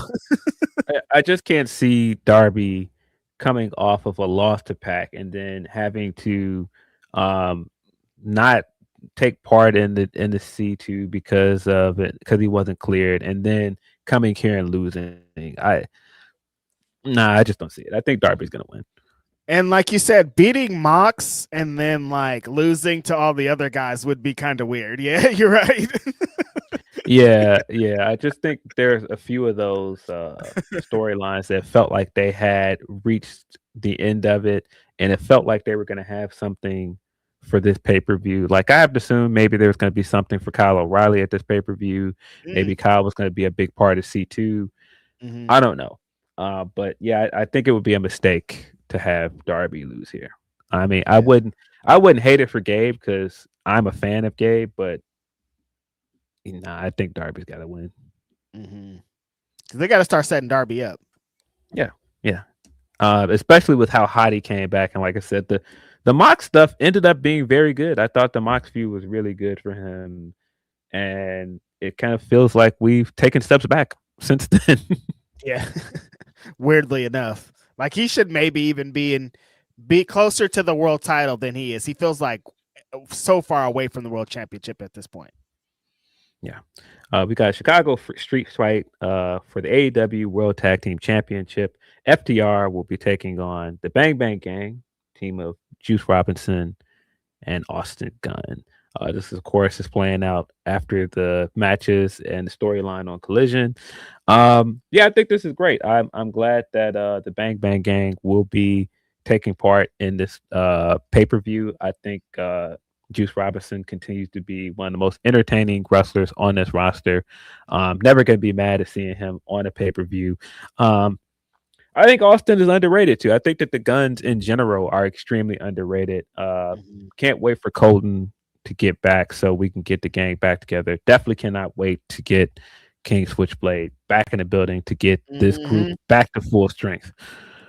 FTR shines in moments like this, like kind of being in a pay-per-view with another tag team that's familiar with them and they've had a match before. Like, give them 15-20, let them establish this. This will be a sleeper kind of match because I think that Juice and Austin are underrated as a tag team, and they kind of have this old school kind of feel, especially Juice with his look and everything too these days, this old school kind of feel and vibe. And the way that Austin works is he kind of has a lot of his dad's qualities of, because his dad was a great tag team wrestler. He has a lot of that, like when it's time for his comeback, when it's time for him to fight up, when it's time for him to rally the crowd, hot tag spot, like Austin really gets that. So if it gets into that territory, I expect them to start cooking, but like FTR is going to do what they have to do. Are we still, every time I talk about FTR, people are like, Edge, Christian, they're looming. I'm like, are they? I don't know. Are we still getting to that? Yeah, I have to assume that that's still coming. I think that FDR is clearly going to retain here. I have to assume we're still leading up to an eventual showdown with CNC Music Factory. But yeah, I think that this is a good title defense coming to end the year for FDR. I think FDR has had a really strong year as a heel tag team. Stokely has been a great manager. I think that this heel turn has really, really helped them a lot because it was starting to feel a little bit stale. Like they were doing the same kind of matches, coming out and cutting very similar promos. I think they very much needed this. And I mean, they've excelled this year, I think, as heels. I think the people, people are very people are funny when it comes to FDR, man. They're a very divisive subject online. They And, despite what people say about them, they do have great matches. And I do think, Absolutely. once they get locked in and they're motivated, you can see it. They were I want to say glue. They played a huge role into why AEW's tag team division is so great. And I was on team give them the championships because I think that they feel a different way when they're the champions. They just you see it, like their energy's different. They work different. They always are very giving in the ring and their matches are that. But when they're champions, it feels like the division feels stronger because you're working towards those guys. And I like them here in this position. I don't know what next year is going to bring, but I'm excited. I think the tag division this year got a lot better, and FTR had a bunch of bangers. The Bucks had a bunch of bangers. Jet Speed had a bunch of bangers. Brodito had an insane year. Like, it was such a strong year, and I think FTR played a huge role into why. Yeah. For the AEW Women's World Championship, Kris Statlander will be taking on Jamie Hayter. Very much looking forward to this match. It might not have some of the fanfare around it of some of these other matches, but I think from an in-ring standpoint, I think this is going to be one of the best matches on the show. I'm pretty confident in that. And I think she's been in need of this. She's been in need of like one of these big matches. I thought she had a good run in Owen this year, getting all the way to the finals, but she kept having bumps in the road, and she had to take some time off because I assume she wasn't cleared. And she came back, was a great addition to the Blood and Guts match, but it still kind of feels like we're waiting for Jamie to get into the title picture and really get a foothold somewhere here. And I mean, honestly, I feel like she's in a better place than she was when she was initially champion, but I think we're just still waiting for them to have like a sustained push for her. Yeah, I feel like now she's more established to the fans than she was then. Like, she was super hot the first time, like the fans are behind her, but I feel like they're behind her in a different way now to last long term. So when she does get that win, the fans are really going to get behind her. Will she get that big win tonight? Oh, this has also been a kind of up in the air one for me, because I think also, like Phil Lindsey saying, this is probably going to be one of the best matches on the show. Both these women this year alone have put out some tremendous matches. Like, Stat has been on fire. One of the most surprising moments of the year was her beating Toni Storm in that 4-way. Like, she has had a great year. And like, do you continue on the story they kind of been telling of everybody's doubted Stat, and she wants to show you guys, no, I'm going to beat the best of the best, like right out the gate. I beat Toni, beat Mercedes, and now I'm going to beat Jamie, so there's no doubts as what my title reign is. But Jamie Hayter is so hot, dude. Like, when her theme hits and she comes out there and she fucking rallies the fans, and she just feels like really good energy, and what I want the AEW women's division to be like is that. You just get like the song hits, she comes out, let's fight. It just feels like the everything that I want. But Statlander, I think, should continue. I kind of want to continue building what her AEW World Championship is, just because of how it started out pretty strong in ring. I don't know if the stories have been the best, but like, we got to keep trying. We can't just be done with it after a couple of months. So I think I'm going to go with Kris Statlander for this. Yeah, I think Statlander's going to retain. I get the feeling we're not done with Statlander as champion. We still got some stuff to do with her next year, story wise. And I think she has been a good champion. I just think that you really created this logjam early in the year, and you presented Toni as like really like the biggest star in the division for good reason. And then you have Mercedes in her spot, and it feels like they're two 1A and 1B of the division. And so it's kind of hard for anybody below that if they don't have like the star power and the charisma that those two have to move into that echelon. And I think that's really what's happening with Statlander. I don't think Statlander's necessarily doing anything wrong. I just think that people like Statlander for different reasons than they like those two wrestlers. And I mean, unfortunately, they feel like bigger stars, and that kind of feels like it kind of feels like the women's title is less than what they're doing just because they feel like bigger stars. But I don't think that means the Statlander has done anything to fall below her, because It's not on her. right, because she's been having great matches this year. I think she's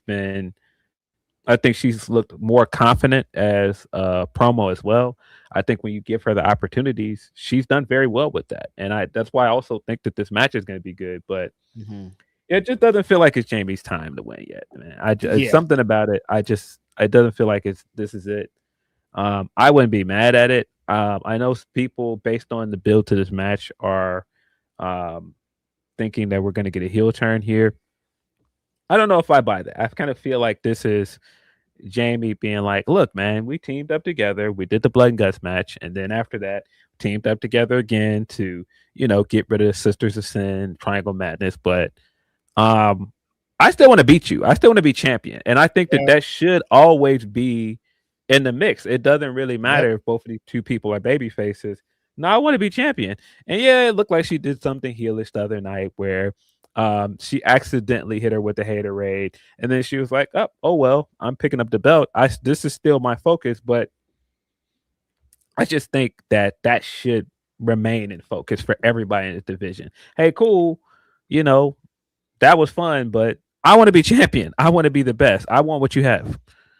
Sometimes that's my favorite story. Like, sometimes it doesn't have to be complex. Like, I always say, I think every championship should be like the 24/7 championship, where like everybody's after it, dude. Like, you should come out anytime you talk, you're like, I want to be champion. Well, what's the beef? I want to be better than them. I want to be the champion. I want all the money. I want all this. And I like that being the story here. If Jamie Hayter's just like, it's not really anything personal, I just kind of want to take that championship. Like, it looks good on you, and I want it to look good on me. And Stat kind of being like, same position of like, here you guys go again. You think you're just going to come and walk over me because of what you saw in the past, but this is a different place here. I'm the champion now. I work a different way. I act a different way. I present myself a different way. So this is going to be a super strong match. But yeah, I'm gonna stay with Chris Statlander on this. I think we could get Jamie Hayter hotter, Phil. Like, I don't want to say she didn't earn this title match, but I think getting to the big win is going to be a different story than what was told here. Yeah, I just don't think this is the moment. And I could be wrong. And maybe there will be a heel turn. That's going to set up, a second match next year. But I don't know that I buy that, especially with what you were saying, how when Jamie comes out and, her theme music is really a mood changer. I don't know that you should turn her heel. It feels like you've got somebody that is such an entertaining babyface. Why would you turn her at this point? What if you turn Stat heel? I mean, you just came off this heel turn, and you've been really trying to revamp her going into this world title reign. I don't know. It really makes sense to do that either. I had some thoughts on Chris Statlander that I don't know if I'm ready to say out loud yet, but I'm gonna keep it. Good luck out there, ladies. Good luck out there. Man, I think she's great. I think she's a great wrestler. Awesome. I think that she has a clear appeal in what she can do in ring, and just like her quirkiness just works for me. But like I said, when it comes to like star power, there are some women in the division that are just that they feel bigger than her, and I don't think that that's any fault of what she's done. I think that at this point, it's one of those, you need the belt to really make somebody, and some of the other women we've named don't really need the belt to make them at this point. I think the Statlander benefits more from being champion currently. Yeah, it's a kind of a crazy place to run into, because like, if you take both belts off, Tony and Mercedes don't have any belts. Like, they're strong enough stars that they could still have stories and they could still be on the TV shows. But then you run into this problem, Phil. Is like, say you take a chance on, I don't know, Anna Jay or Julia or somebody, like they're and make them champion. Everybody's still going to be like, well, why isn't Tony the champ? Why isn't Mercedes the champ? And like, I guess that's a good problem to have, having big stars, right? Yeah, it's a good problem to have, but you've also been telling like this year-long story, or you've been in this year-long thing with the belt collector stuff with Mercedes, that it is going to eventually get to the point where how long do you prolong her world title win? Mm-hmm. I don't think much longer, honestly. I kind of feel like she's my growing theory at this point is she's gonna inevitably be a baby face by the time she wins. Yeah. And I think she's not gonna have any belts when she wins that belt. So we're gonna tell that story first. I think by the time she wins it, like the world title is gonna be her main focus, and I feel like it's gonna be a big baby face win by then. I don't think it's gonna be a heel thing. But I love her as a heel so much. It just really works for me. But you can even kind of get the vibes when she lost to Windsor, her sitting on the apron and kind of just contemplating like, oh, this is totally like the foundation of a babyface turn.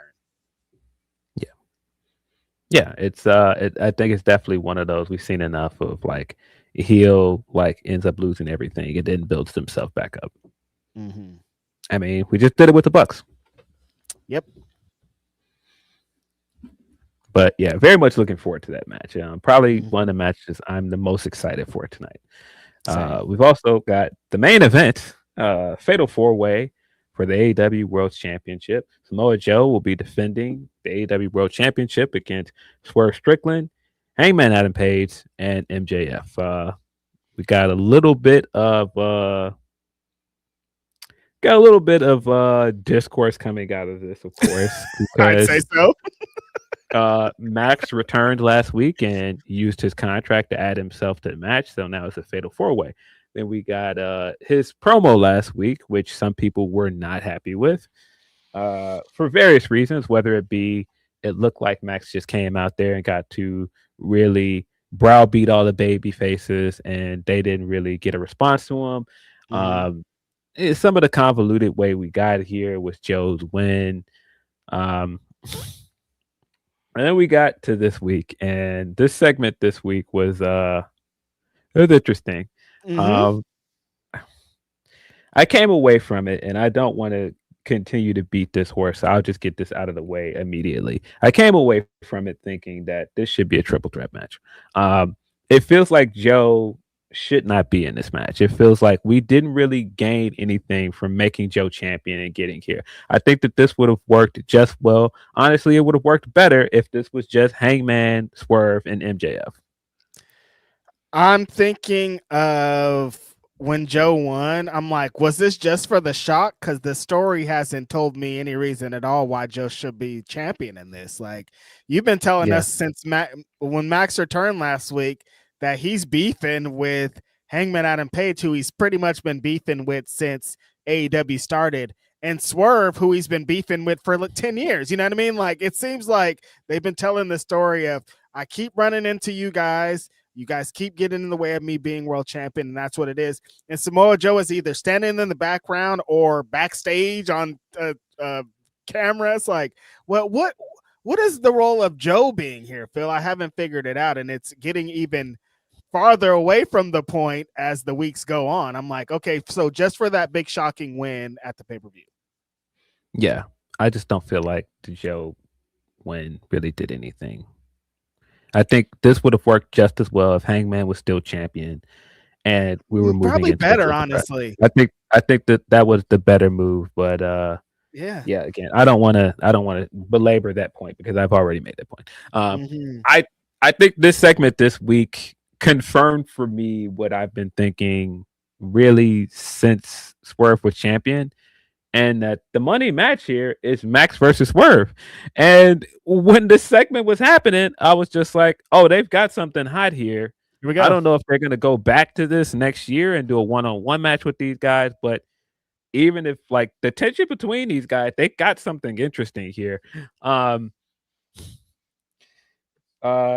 Anytime you do one of these things where the babyface does their rebuttal the next week, it's going to be seen away.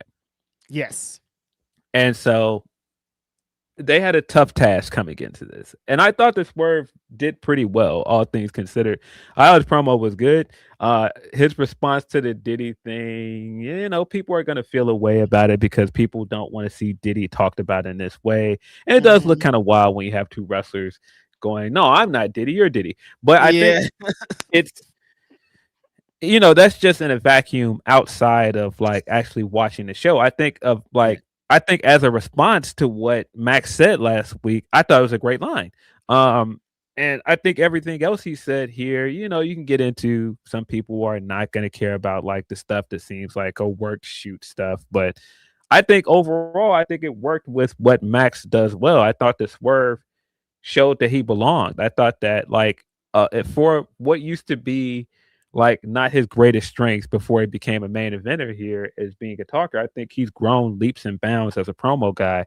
And this showed if you're gonna do, the big matchups with the guys like Max, where that's his bread and butter, getting in there and cutting promos, Swerve has shown he can hang.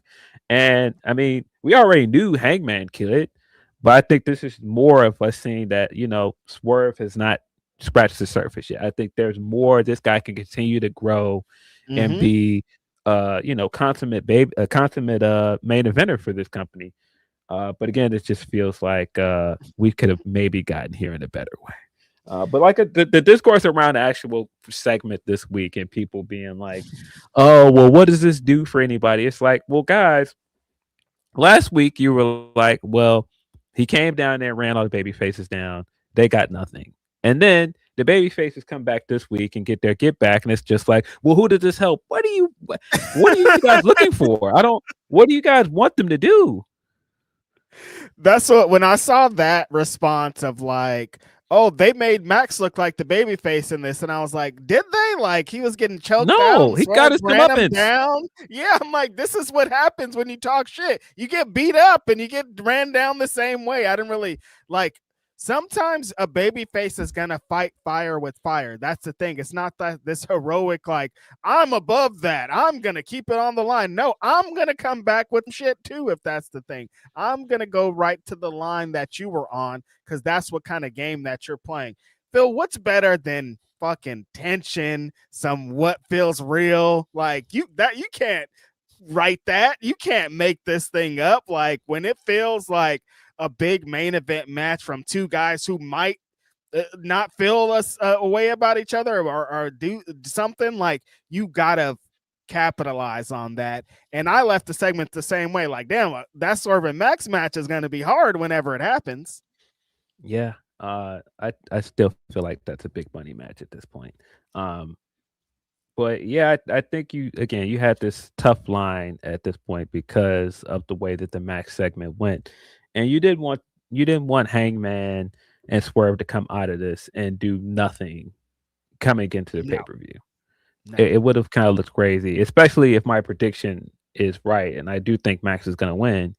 If he just came back and ran him down in that segment, and then he came out this week and had a match and then cut another promo and it just went to the pay-per-view, just been like, okay, but you're supposed to be building all four of these guys up as credible competitors in this match. And if you just bring Max back in 2 weeks and make him the entire focus, then what's really the point?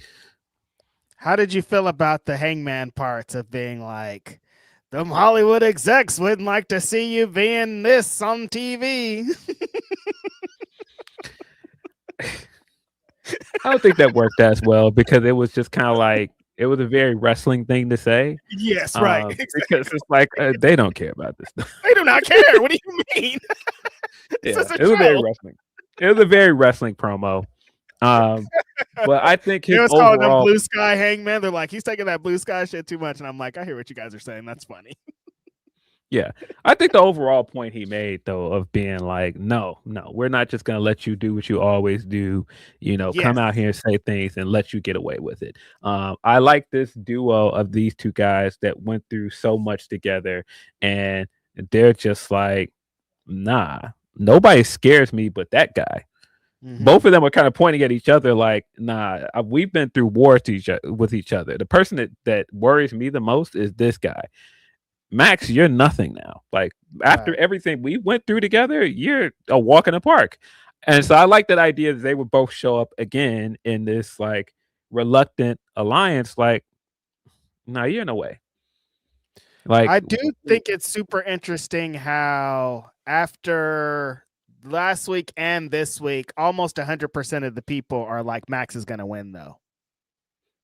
I just think with just the way that they've handled this gauntlet contract and everything, I just can't see them going with this storyline the first time where he got tricked into cashing in his contract and then somehow got it back, and now he's using it a second time, and then he would lose the second time cashing it in. That wouldn't make any sense at all. I just don't Even see you how, just saying it right now, I'm like, that sounds so Yeah. ridiculous. Yeah, no, that would be terrible. I just don't see how they could do that. That would be really bad. Doing all Like, of that, even Phil breaking it down in 20 seconds is like, they can't do that. That sounds great. Don't do that. No. And I mean, it even the way that Max came back, the way he was really the centerpiece of that segment last week. Yeah, I think Max is winning. But I mean, think he was that a centerpiece this week too, even being berated and being held, and Samoa Joe. You know what I mean? Like, it's pretty much was all about Max again. Yeah.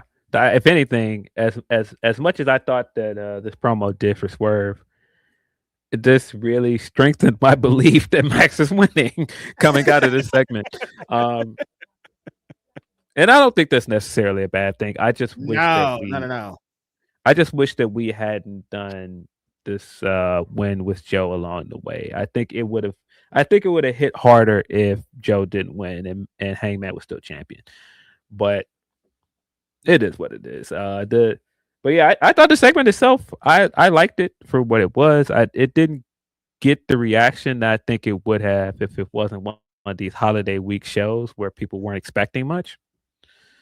But I think if anything, I was kind of like, oh, I wish the reaction was better. That was my main takeaway. That was my main criticism of it. But I thought the promos themselves, I like them. I like that Swerve continues to be a guy where he's not really a baby face. It's like he comes out and he is a baby face, but he continues to do like heelish things. If he feels like something is detrimental to him and detrimental to him potentially being champion again, then he's shown that he still has the edge to him, and he still will go and color outside the lines if he needs to. That's what I thought was so interesting about the talk this week of them being like, what would a babyface say? I'm like, I don't even know if I'd totally call Swerve a babyface. Like, just because he's standing next to Hangman Adam Page, it's like the only thing really, but all of his actions and the way that he talks are definitely more on the heel side. It never has really changed. He's still always like, well, fuck you. I want to be world champion. I'm better than you. Like, the whole thing is like, I'm better than you. You're not as fly as me. I got the best and all this. And so it's like, I understand what you're saying, but it feels like we're getting closer than ever to what Swerve's true intentions are here. And I think this match is going to play out tonight. I don't know. Do you think that the Hangman and Swerve relationship is going to continue past tonight? Like, what's going on here? No, because I think that no, straight up no. I think Swerve has been saying since he came back, I want to be champion. Yeah. And I'm trying to get a title match. All the rest of this stuff is cool. Like, hey man, you had your moment. I did the right thing at the time and all in and helped you win. But that was then. I've shown you before, when it comes to being champion, I will do whatever it takes to get that belt. And yeah, I just don't think that this partnership is long for this world. I don't think we're heading for Swerve and Hangman tag title run. No, I think the Swerve is going to go off on his own and continue to try to make opportunities to be world champion. MJF is winning the AEW World Championship tonight. A lot of people think that. Does he pin Samoa Joe? It does not. I'm on the same boat as you. I don't think it hits as hard if he would have. He should have pinned. He should be pinning Hangman Adam Page for the AEW World Championship. But like, yeah, it's Max, and he's gonna make anything work because it's Max, right? I do think that Max is going to pin Joe here, and I think it's to get this full circle moment of Joe beating him at World's End. And I think he's going to see this as him getting his revenge and checking that off his list of, now I beat Joe. And going into next year, you've now got all of these new opponents for him to face. Again, I don't necessarily care for the execution. I'm not mad at the idea of Max as champion because I think that there's so many great possibilities there. And I think if you're going to continue this trend that you did this year coming out of All In of making your homegrown guys the focus, why not go back to Max? He's arguably the best homegrown star you have.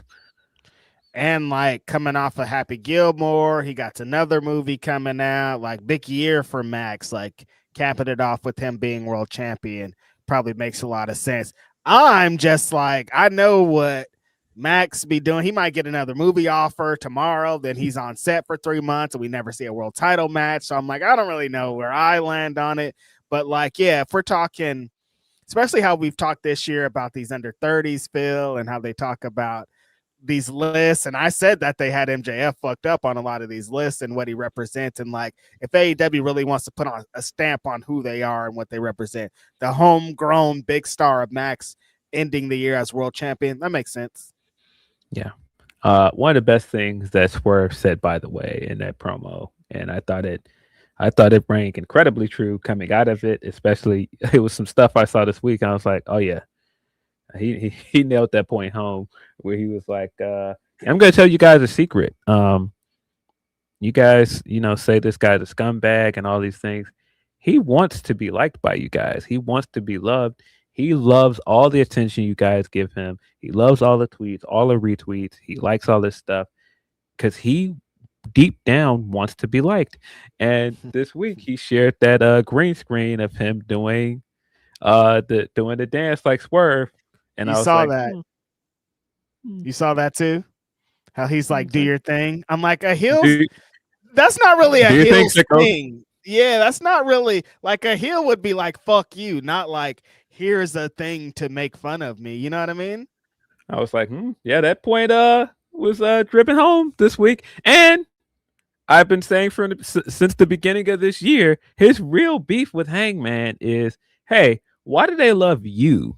After everything you've done, you burned a man's house down, you did all of these other terrible things, and they love you. But when I do something bad, I'm the worst person in the world. Why do they love you? I'm the guy. I'm a bigger star than you. I'm the biggest homegrown star. I had a year-long run as champion. I've had big matches with everybody there is to name in this company. All of the biggest stars in this company, I have had great matches with them.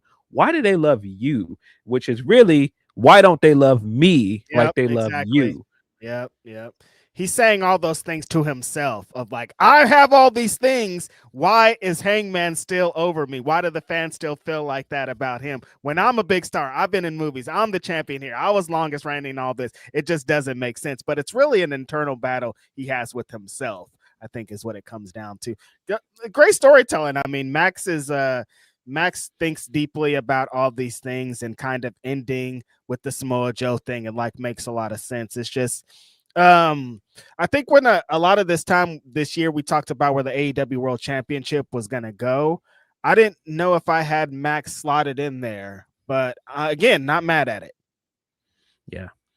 I, at this point, am just wondering, where does this go by the time we get to All In? That might be looking a little far ahead, but I have to imagine you cannot. There's only one thing to do. And I repeat, you cannot continue to prolong the Will Ospreay world title win. There's only one thing to do. All in London, Phil. There's only one fucking thing to do. You can't. So by the time Will is back next year, is MJF still going to be champion? Is that going to be your match going into All In? You've already done that match at Wembley. I don't know that you want to do that match a second time. But that leads me in several different directions. I do think that Swerve will enter the All In. And my prediction at this point is that the finals will be Swerve versus Ospreay. It just makes too much sense, especially with all of the stuff coming out of All In this year. Yeah, I think we're heading towards those two in the finals, but I'm just not sure who's going to be champion by then. It seems like Kenny might be back in the mix. You've got some other options. I don't know. Bandito's got this title match now after winning the Dynamite Diamond Ring. Yeah, I was surprised by that because I thought for sure that Ricochet was going to win that, but Bandito's got a big match. But also Bandito winning the Diamond Ring also cements my belief that we're heading towards Max winning tonight. I just don't know because like Bandito has been so hot this year. Like there's a world where he's a buffer between Max and Osprey, but also with what we got this week and what we've been talking to, maybe Swerve's that buffer between Osprey and Max. I just don't know. But like we can't when Osprey comes back, we can't like there's no more waiting. Get to it. If he's at All In, there's no way he could be at All In either going in as world champion or winning that big world championship at the show. Like there's only really one way to do about it. Is there a world where Max does not win tonight, Phil? Joe could retain. We could all be looking at this completely wrong, and Joe could retain. I'd be surprised. I would be surprised if Joe retains here. I really feel like this is heading towards Max as champion, especially because there's so much you can do with Max as champion in 2026. Yeah. I see it. I mean, coming off of what he did this year, it makes sense. Yes. Send us in your super chats. That's the best way to get your chats read on this podcast. You can also send us a Humper Chat, humperchats.com/Fightful. Yes, sir. And we got some super chats. Appreciate you guys for chiming in on our conversations. The other Mikey V says, really eager to see what's the plan for Kevin Knight next year. You don't finish third in the group and beat Okada just to hold on to the tag rope. Yeah, I think that Speedball and Kevin Knight are heading in opposite directions. And I mean, you can feel that in their match in the tournament. I'm curious to see where you go with Kevin Knight. I mean, that guy is a star in the making. What a tournament he had, man. Very glad to see him in such a prominent spot in the C2. And I'm excited to see where he goes. I think there's so much you can do with him, but I don't know. That's a good question. I don't know where he's heading, though. Kevin Knight is so interesting to me just because of like him and Okada's match was awesome. And like, it was based off drop kicks and lariats. You know what I mean? Like the most basic wrestling moves, but like they made a match. They story told, they both worked their tag. They both worked their drop kicks, both worked their lariats. Like this is how tremendous both these guys are. And like thinking of the year that Kevin Knight had is great as compared to Mike Bailey, who is amazing and does a million different cool things and shooting star presses and shooting star press knees and kicks and all these different things. Like I do think they have two different kind of trajectories. I'd like a couple of more jet speed matches before it's all said and done, but I think there's a world where both these guys are contenders for either Okada's championship, Ricochet's championship. Like there's a bunch of places they could be individually, and Kevin Knight is on his way. Yeah. Appreciate that, homie. Blinky Days says, good Graps Day. I got some Japan imported merch for Christmas and World's End tonight. Babes of Wrath making their pay-per-view debut as a team. Chris Jamie will be a banger. I think that's Bianca Leas. I appreciate that, Bianca. These damn names. Yeah, appreciate you. The women are gonna kill it tonight. They got some of the best out there. Super interested to see Maya and Hyan again. That Maya said this is her first pay-per-view experience ever. So shout out to those ladies. Yeah, just won the championship over the weekend as well. Mm-hmm. Yes, sir. It's cooking out here. The homie Grapple Geekery says, crazy that Marina, the only active MMA horsewoman. That is crazy when you really think about it. Look at Shane at. I don't know where she is, but I think she's still got something left in the tank. I'm surprised she's not wrestling anywhere. She's great. Yeah, they got to bring Shayna back. Shayna's a cooker. Let her go. Yeah. Let her bake. But yeah, Marina, like I said, has been doing tremendous this year. I thought her segments this week were awesome. She's going to get a big shine being in there with Tony Storm. Appreciate that. DNC Digital says, hope you guys are well. I'll be calling Combat Cult Wrestling January 4th. Jesse Funaki in action, and the main event is Brick Savage versus Hyan. Shout out to Brick Savage, tremendous talent.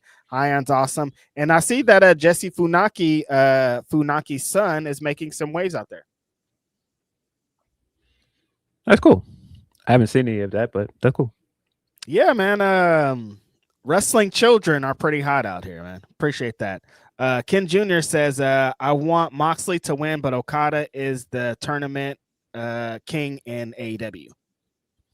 Yeah.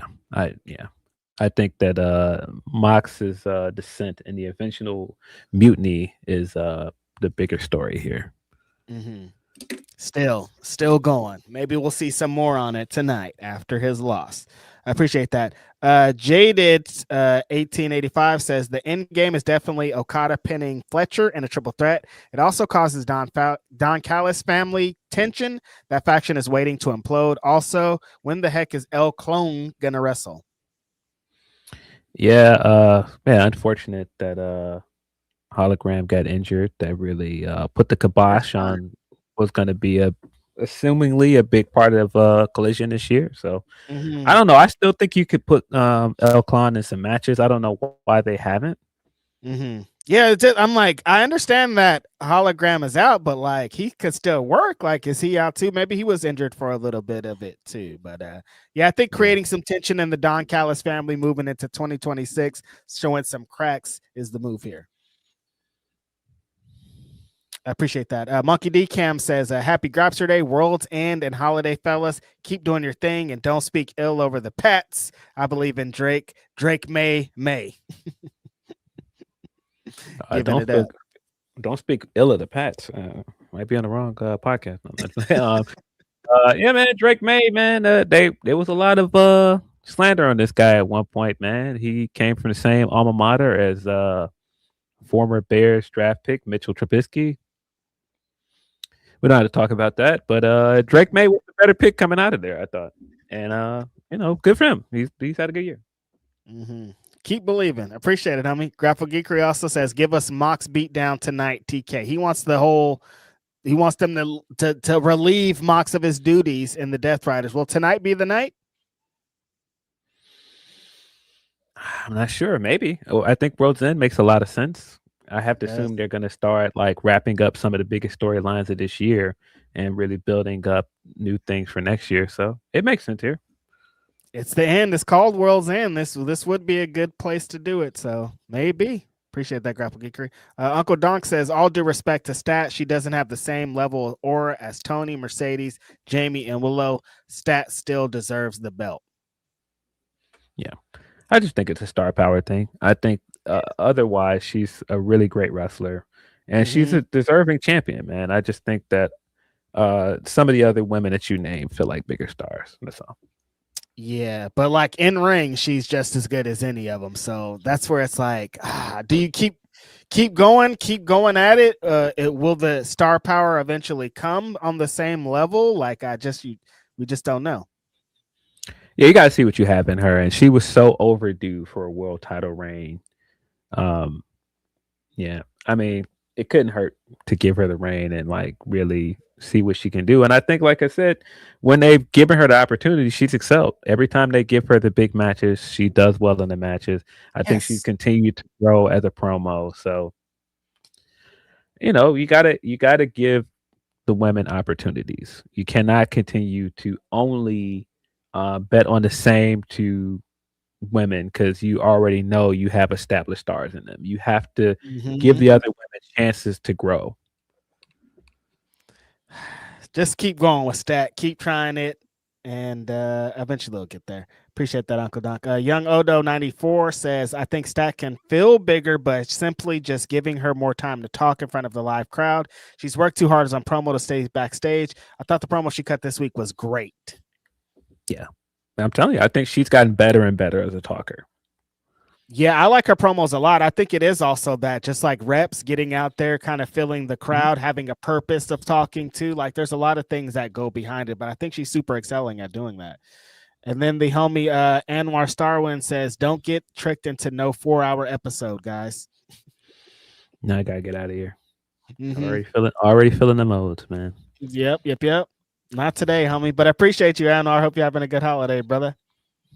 Yeah, I saw a lot of people after Lyric and Danny's stream like, hey, man, what's going on? When is this 24-hour stream? I was like, boy, here y'all go, man. Do you know how long 24 hours is? Yeah. But shout out to them, though. That was amazing what they did this week. Yeah, that was awesome. Mm-hmm. Did you rap? They're trying to get you to rap? No, I did not. They were like, you got a verse. And I was like, no, the other guy on our show does that. I have a verse.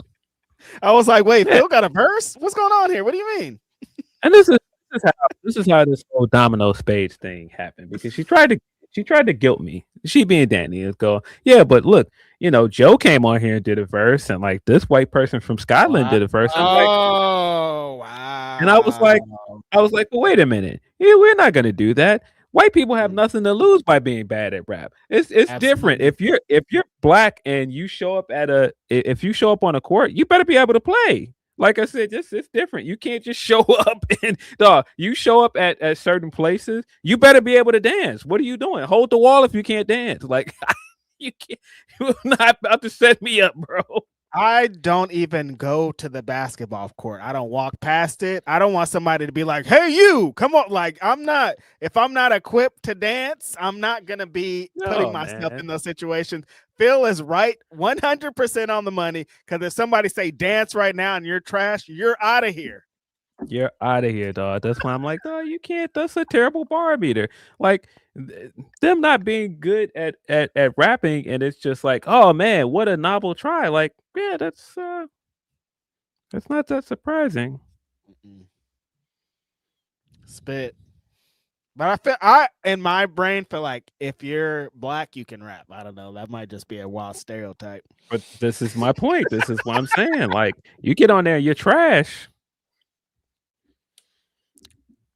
And like I was gonna be like, there are a lot of terrible black rappers though, but like most of the people that rap terrible do it on purpose because they think it's gonna make them money. It's crazy. Yeah. Somebody just referenced that Ari Spears thing in person yesterday, because they were like, that shit garbage. And I immediately knew what it was a reference to. That shit garbage. Oh, Will Smith, man. What a year for Will Smith. I like Pretty Girls was this year. It's been a long ass year. That was this year. Yeah. Well, we got a Humper chat here from D-Lo Diggs. He says, hey, Graps family and friends. Hope everyone had a good Christmas. Trying to weather the storm on me and the wife having a miscarriage, but I know seeing y'all talk about things and getting your shit off. LOL. Love y'all. Thoughts on Barkley calling NFL greedy. That's terrible. Well wishes to you and your family. Love out to you, brother. I have no advice for you on that one, as someone that is not married and is not a parent, but I think you guys will make it through this, and hopefully we can add some entertainment to your day and give you something else to think about. But man, well wishes to you and your wife. Sending love out to you, especially during this holiday time. I'm sure it was rough for you guys, but you'll definitely make it through it. I'm happy that we can give you a bit of entertainment, if any, and when we can. So love out to you, man. Charles Barkley, like when you talk like the NBA, you can't be like they're greedy when like the NBA is greedy. They're a sports franchise. Like, of course. What do you mean? You don't think they want to make money on Christmas too? Like what?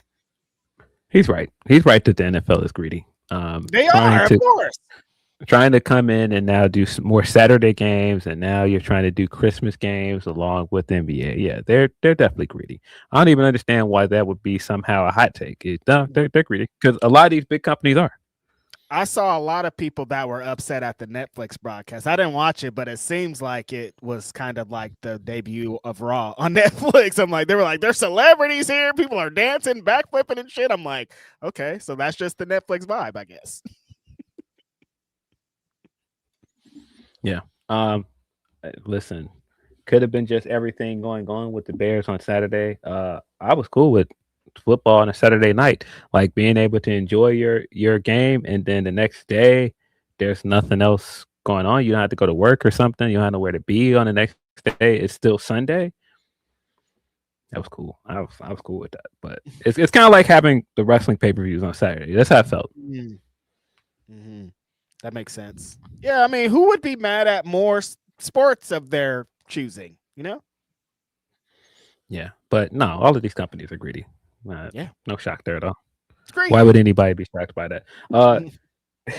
Charles is in a funny place as an old guy with no filter, and he says a lot of things that some people don't want to hear at the time. But a lot of times he's more right than he is wrong.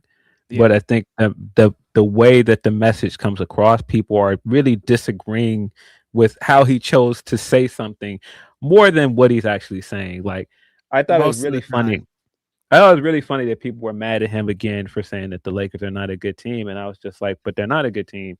And then they went into this game on Christmas and got stomped out. And you got the clip of JJ Redick afterwards. And he's like, yeah, we might have to hold people accountable. And I was like, yeah, well, it's kind of like Charles was right. You guys just didn't like it coming from him. But no, the Lakers are not a good team.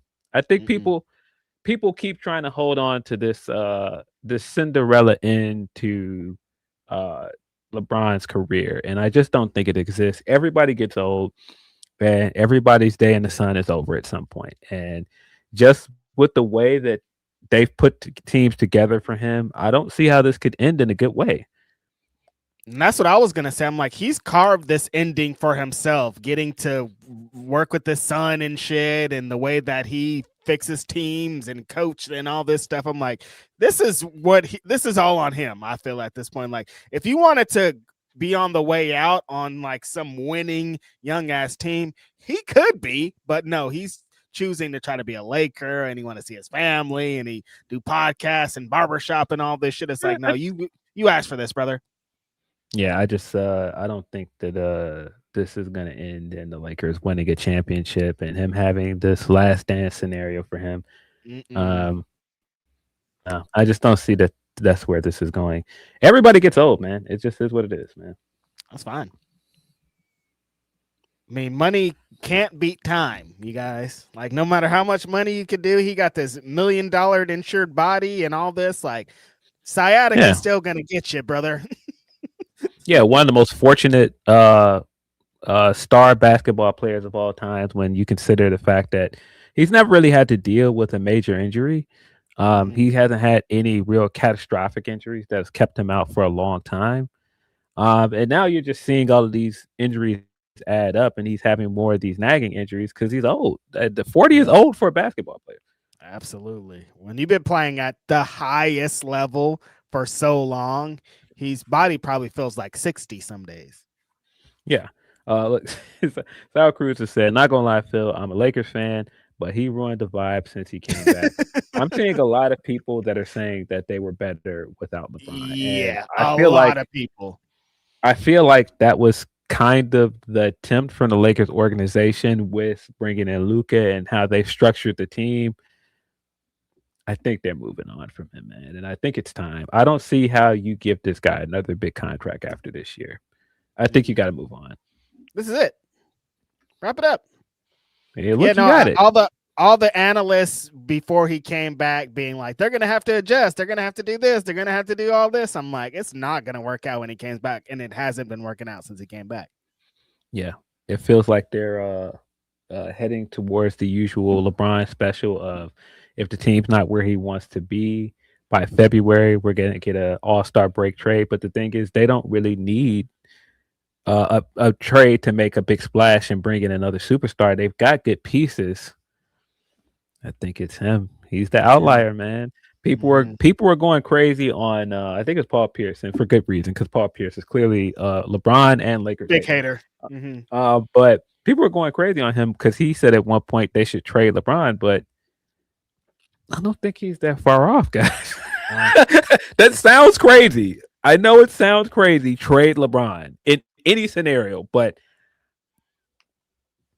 I don't think he's that far off, man. I think we've reached the end of the road with him as a Laker, man. I don't see this getting much better. Unless he's gonna change his role drastically and become another one of the guys. He's definitely not. So, like, you know what I mean? Like, that's the only way it's ever going to work out for him. Like, he's got, if you're not just LeBron and you're just another guy on the team, like, it could work out for you. But, like, being the star and you guys are the champions of the universe and all that, that's not really in the cards. You can't win when your two biggest stars are a liability on defense. We already knew that with Luka. Luka's a liability on defense, and now LeBron is too, because he's not as quick as he used to be. He's not giving the same effort that he used to give on defense. It's just not going to work. And that was really the big issue in that Christmas game. It was so many times where somebody would score and you would see like 2 or 3 people just standing around, letting them go by. And I'm like, dude, what is happening in the game? Stop them. Like nobody boxing out sometimes. It's like, bro, what is this, bro? Listen, I know I got purple on and I live in California, but like it couldn't happen to a bunch of better guys. I've always kind of been on the other side. I was a Bulls fan for most of my childhood. Like the Lakers just didn't, I don't know, they just never really fit for me. You had to be a part of that era. I think you had to be a part of that era. It's like, I don't know. It's like some Cowboys fans. Like they just they grew up Cowboys fans because they were there for the heyday. And I think some people like their introduction to basketball was like the Showtime Lakers. So yeah.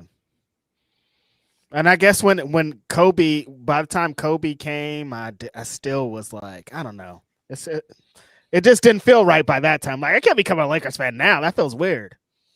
Yeah. But the other big story coming out of Christmas is OKC can't seem to get past the San Antonio Spurs. They're now 0-3 against the Spurs. I would have not guessed that with how dominant OKC has been.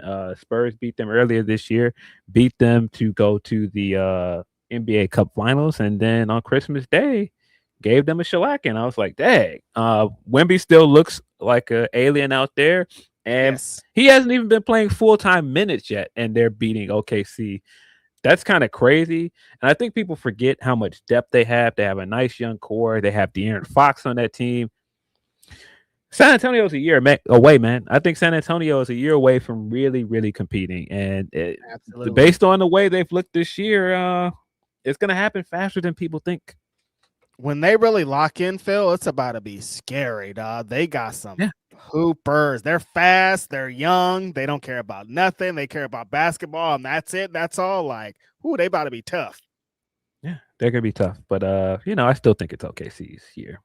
I still think, like, once playoffs come, they're going to be really hard to beat. But, man, I did not expect this coming in, that the scourge of the Western Conference for them would be the San Antonio Spurs. But here we are. They still, every time I watch an OKC game, though, they just move so different. You see it why they are heralded as they are. I'm like, damn, these guys are like, it's almost like some robot Russian basketball, the way that they're just like, it's all like there. I'm like, damn, this is crazy, you guys. Like, they really got it. Yeah. The other, probably the best game we got of the week, man, Denver still turns it on when they want, man. Jokic is still probably the best player in the world. This guy is just amazing. 50 plus points, triple double. He was just unstoppable, bro. How? Every time he does it, and it's like his facial expression never changes. He's just like cooking, do this, blah, blah, blah. Like if you could put up a 50 piece, like just cause, like that's different. That is all of our Humper Chats, guys. Probably last call for Humper Chats. We're going to get into our year in review stuff and then slide on up out of here. We got 2 super chats before we get into that. Uncle Donk says, is SGA already in the same convo as the best Canadian baller of all time? Yeah, he's got to be. He's fantastic. I don't know if I would. Well, I mean, he has to be. Yeah. With how he's been playing, got a ring, like. It's up there. And Uncle Doc also says, has he already surpassed Nash? I don't think I he's wouldn't say surpassed that. Nash yet. Yeah, no. I But, wouldn't say he's definitely in a conversation for best Canadian basketball player. that. Already. Yeah. It's crazy. Appreciate that, Uncle Doc. That is all of our super chats. Yes. Get into our year in review. Has been a long year. I was trying to really think at one point, like, man, we got a lot of wrestling. That's why I thought at one point, like, that Gage match with Kenny Omega, we've kind of just glossed over that at one point. At one point, that was like universally considered match of the year for like a few months. People were like, this is match of the year. And you know, as the year is going on, we've seen so many great matches, we've seen so many great wrestlers. But yeah, it's hopefully this isn't as divisive as other year-end lists. I've seen people argue with other people about their year-end lists, and I'm just like, guys, it's opinions. It's all right. You don't have to agree with them.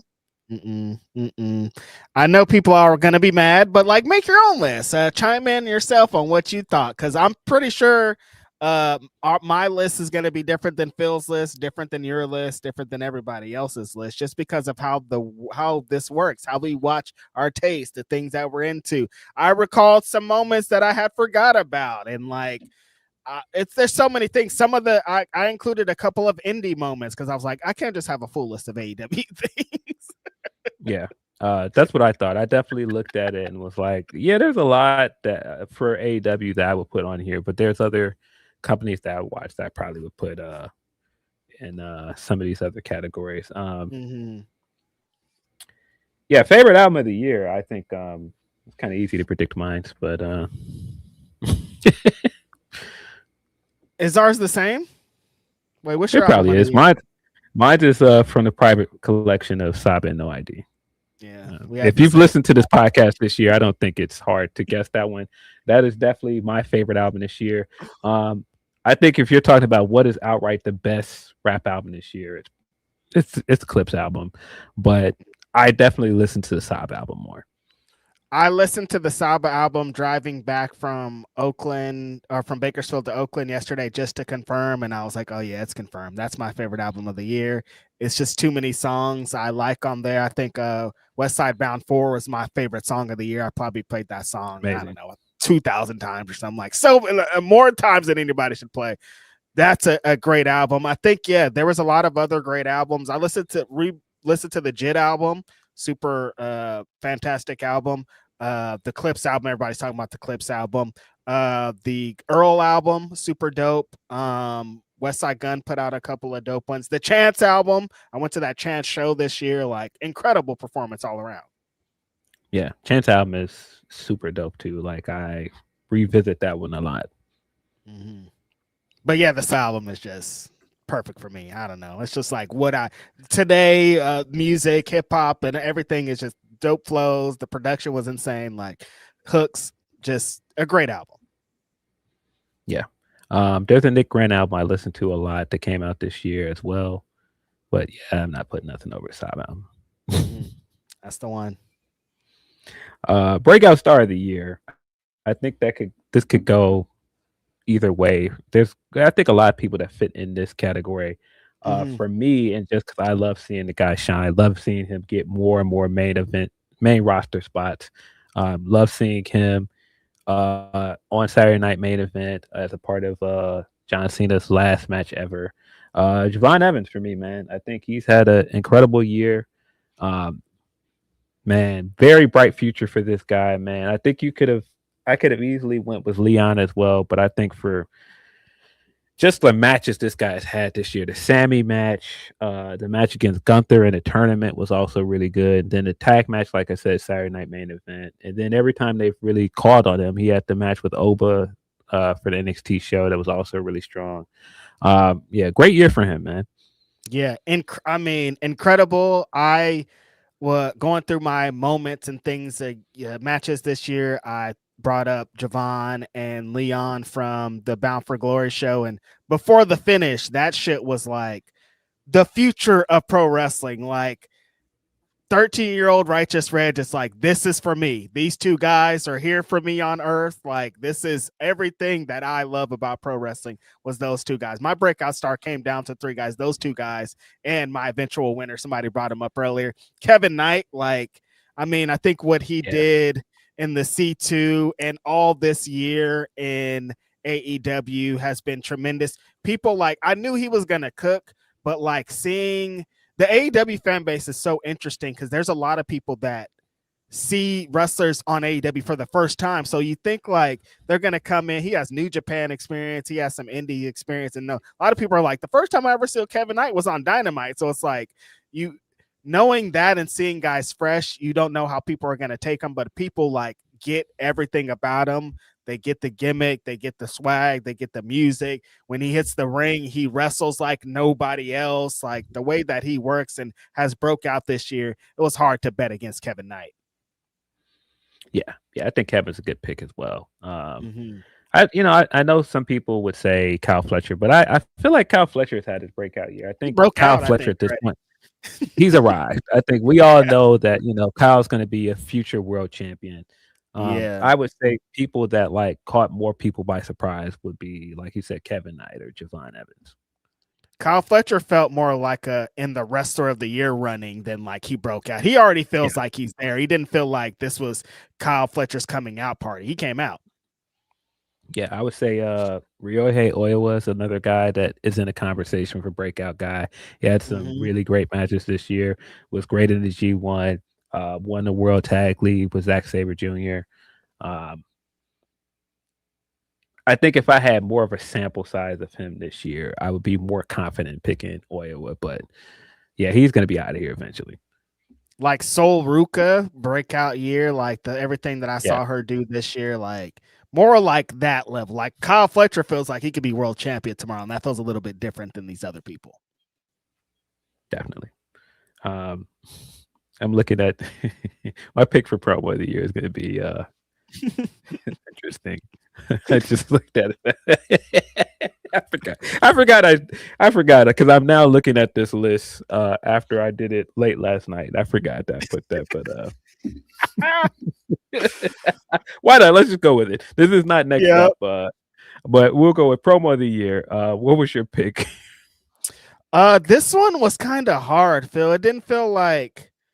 This one felt like it wasn't a standout one giant promo that I can remember, blah, blah, blah. I had to like think of all the moments that made me feel something. And I think that Hangman Adam Page's rise this year, post winning the Owen, and I immediately thought back to that promo that he did in Mexico where he included the Spanish in that. I was like, that's probably the best promo of the year because I felt something. It made me want him to win the world championship. It showed something different, and it kind of established who he is in the lexicon of this company. And I think it kind of excelled him, like him speaking Spanish and the people fucking going crazy for it. The settings, like that probably was my favorite promo of the year.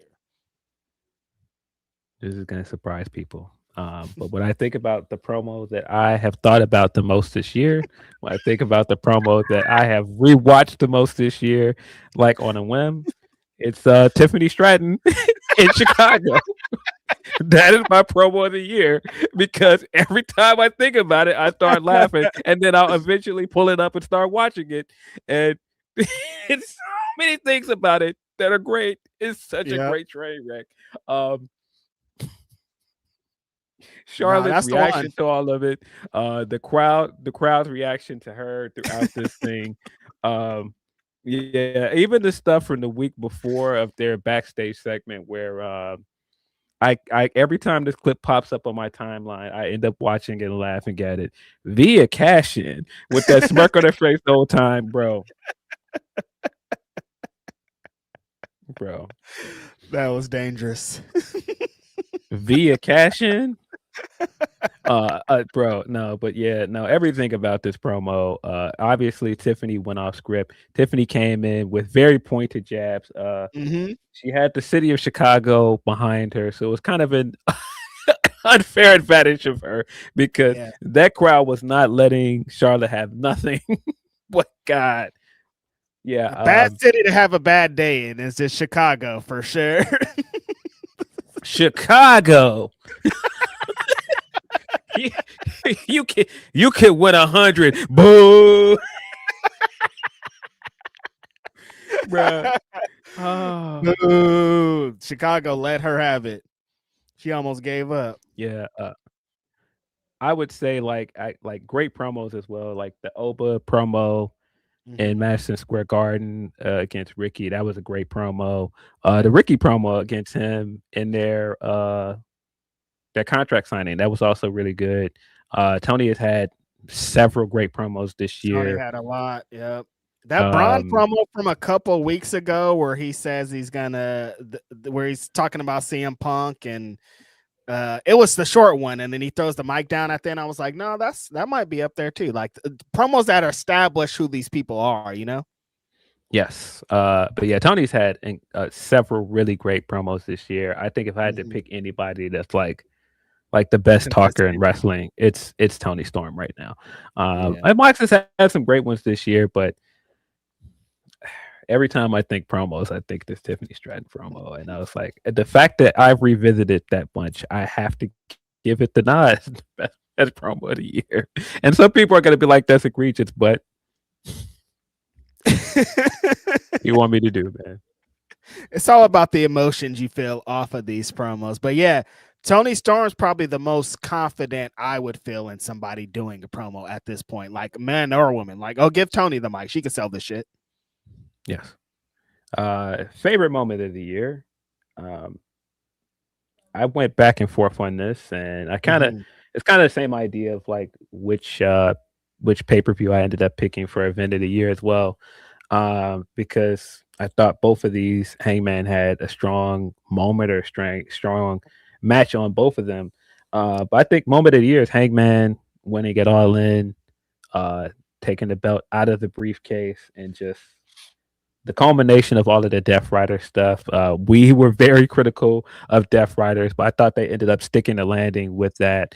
And I thought, regardless of what I think of like where we're currently at with Hangman's reign, that was just such an incredible moment this year. Easily one of the best stories told this year as well.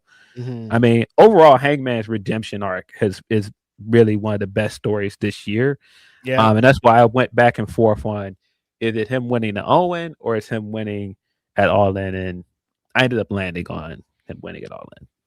Those are both high on my list. Like Hangman had so many incredible moments this year. Like I think we're pretty close on what our shows of the year are gonna be, because like both of mine came down to the ending too, maybe for different reasons, but I feel like Hangman ending a lot of these shows was tremendous. I had a couple of different ways that I was thinking of going. I'm like, which moments really evicted emotions out of me this year? I started to lean towards Sabu. I swear to God.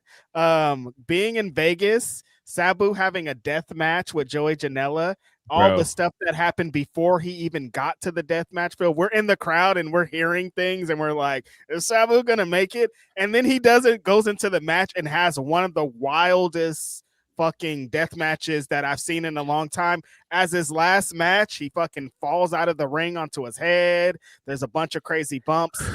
Man. And then he died. Like,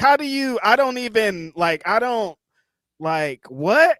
Like, that's such a way like Sabu would go out that I'm just like, fuck, that's so wrestling. I don't know. Like, it's not a good that he died, but like, that's such a Sabu. Like, if you could predict how the wrestler's going to die in his position, like maybe that way and like it happened. So like, saying favorite probably sounds crazy, but that line really like, I felt something. I don't know why.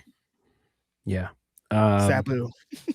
I would say EO winning at WrestleMania, that was a big moment this year as well. Felt like a big moment because we don't see a lot of Japanese wrestlers in that company get to that point and then win at that stage, and parents in the crowd and everything. That was a big moment. I also had Goto winning and the kind of what happened after that, how the crowd started reacting to him, his kids and all that. That was a huge moment this year. Yeah, that was a big one. Mm-hmm. I think Jade's return at Elimination Chamber was also really good. Just the way that was executed with her running down and going into the cage, and initially people thought she was gonna attack Liv, and then she jumps on Naomi, and Bianca's Mm-hmm. in the pod yelling, "What are you doing? Get off her! Attack Liv!" Mm-hmm. And I thought that was executed so well. It's probably one of the best things WWE did overall. I mean, everything around like the Naomi heel turn and everything, I thought they did Naomi, well with that as well. Yeah. cash in. Yeah, she had a great year this year. Unfortunate how, I mean, it's a great because, baby, but like we would like to see Naomi's reign really fleshed out a little bit more. Like, I think that women had some pretty good moments. Like, people have been, I know it's a match, but like people have been talking about the triple threat match from WrestleMania. Like, every time, like, year end list or talk has been spoken of, like, that match is coming up. And so, what that means for women's wrestling is a big moment, Yeah. Feud of the year was kind of tough for me. Super tough. I had to really think. But I think, well, go ahead. I think I went with Osprey and Kyle Fletcher because of what it did for Kyle Fletcher. Like, I think he was definitely on his way going to do something, but the way that his confidence and the way that he worked for the rest of the year post that feud, after an amazing cage match that I saw live at Revolution, like, he's become a main event star. He's become a main event guy just because of like the motivation that came out of being in this big feud with his friend, like being a part of all this. Like, I couldn't think of like that one. I'm like, because the match is connected to it. That was pretty high up there. But then I was like, I want to say somebody against the Death Riders, but I'm like holding those times that we didn't like the Death Riders or things were weird against them. Like, the Revolution ending is like affected because of Death Rider shit. So it's like, I don't know, because I did like what Hangman's arc against the Death Riders winning the championship. Like, I think that was a good feud, but like, was it my favorite feud? I don't know if I could say that.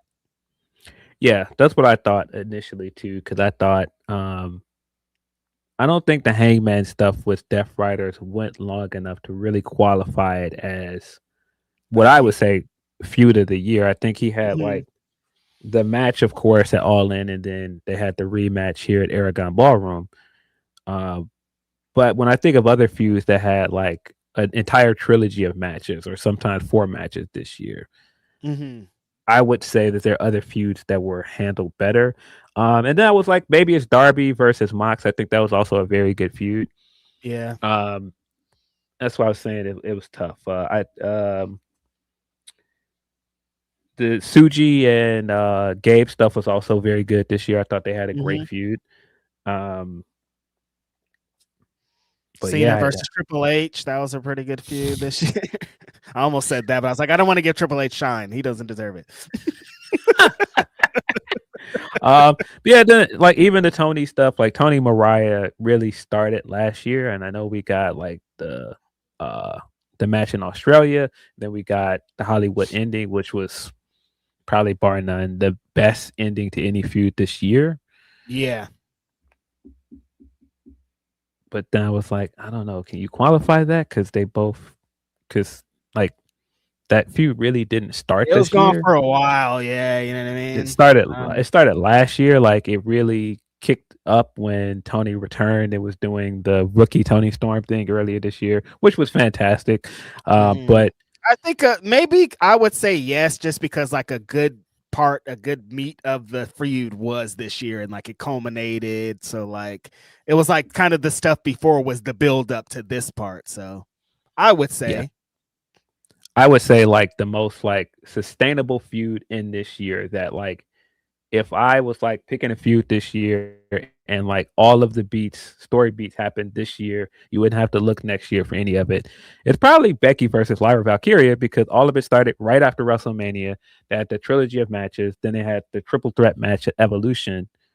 I think like in terms of like straightforward matches and like story stuff, they had probably the best WWE feud this year. I know some people are saying Seth Punk, which I don't agree with. I think it's probably Becky Lyra, man, because they at one point they were having the best match at every pay-per-view too. And what that did for Lyra, I think Lyra came out of it looking like a hooper. I just didn't really care for the last one. The SummerSlam match wasn't my favorite, but other than that, I thought that Lyra and Becky had a great feud this year. What did CM Punk and Seth Rollins do wrong that you don't like? You're the target audience as fuck that you were like, nah, I'm chill. I think it just went on too long, man. I think that some of it in a vacuum is good. Like the elimination stuff, chamber stuff, where Seth costs him the match and he's like hang it on the cage afterwards, like, yes, die. Hilarious. Even Seth's turn at WrestleMania, which also could have been in a conversation for moment of the year. That was great. The cash in, like the moments itself, like if you just look at those moments, it's like, hey, this was a pretty good feud. But like when you look at like how long it went on, like the connective tissue between those moments wasn't that great. It just went on too long. I think it produced some good moments this year, but it didn't need to go the entirety of the year. Because I mean, they wrestled at the first Raw of the year at the debut on Netflix, then this was still going all the way into SummerSlam. Yeah, it was going for a while. I mean, the Vision is still fighting with CM Punk right now, which means that they still would have been beefing pretty much. Yeah. Damn. Yeah, I think that was hard. That was probably the hardest category for me, honestly. Yeah, I think my pick is between Tony and Mariah and Becky and Lyra. But I mean, I think if you just look at those two matches, like the Grand Slam match and Hollywood Ending, I'm gonna go with Tony and Mariah. But I think it's very close. I think for what it did for at the time, people were saying they should have been the main event, and what it how people started looking at the division, it's pretty hard to put something over Tony and Mariah, honestly, especially being in the building for the Hollywood Ending and all that, how the vibes were on, you guys, like people were ready for this. So like, yeah, just that was a really good feud, I'd say. But kind of a hard year. There wasn't like a big like main one, you know what I mean, that really stuck out to me. Like I had to dig. Yeah, like last year I thought it was obviously Drew Punk because they had like they had the longest running story, and then like they had like the big matches. But tag team of the year, I'm pretty sure my pick is the same as yours.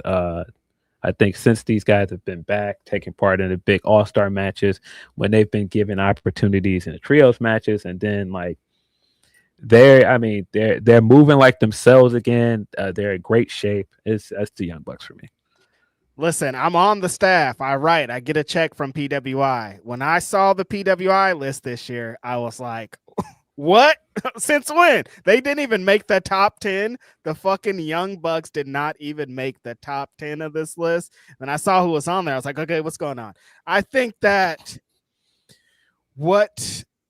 everything you would want from the Young Bucks, you got some of that this year. They were in this tag title tournament that you got to see them against a bunch of their favorites. Like I was recalling them against Jet Speed. Just remember how crazy those things were. The all-star tag matches, they've been like the glue that holds them together.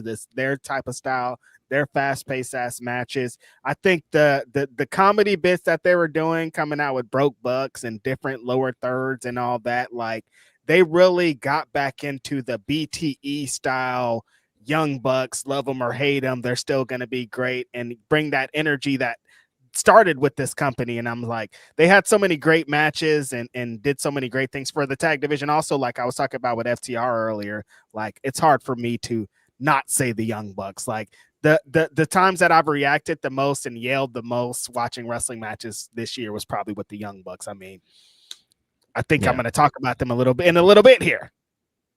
Yeah, the tag match at All In, which was amazing.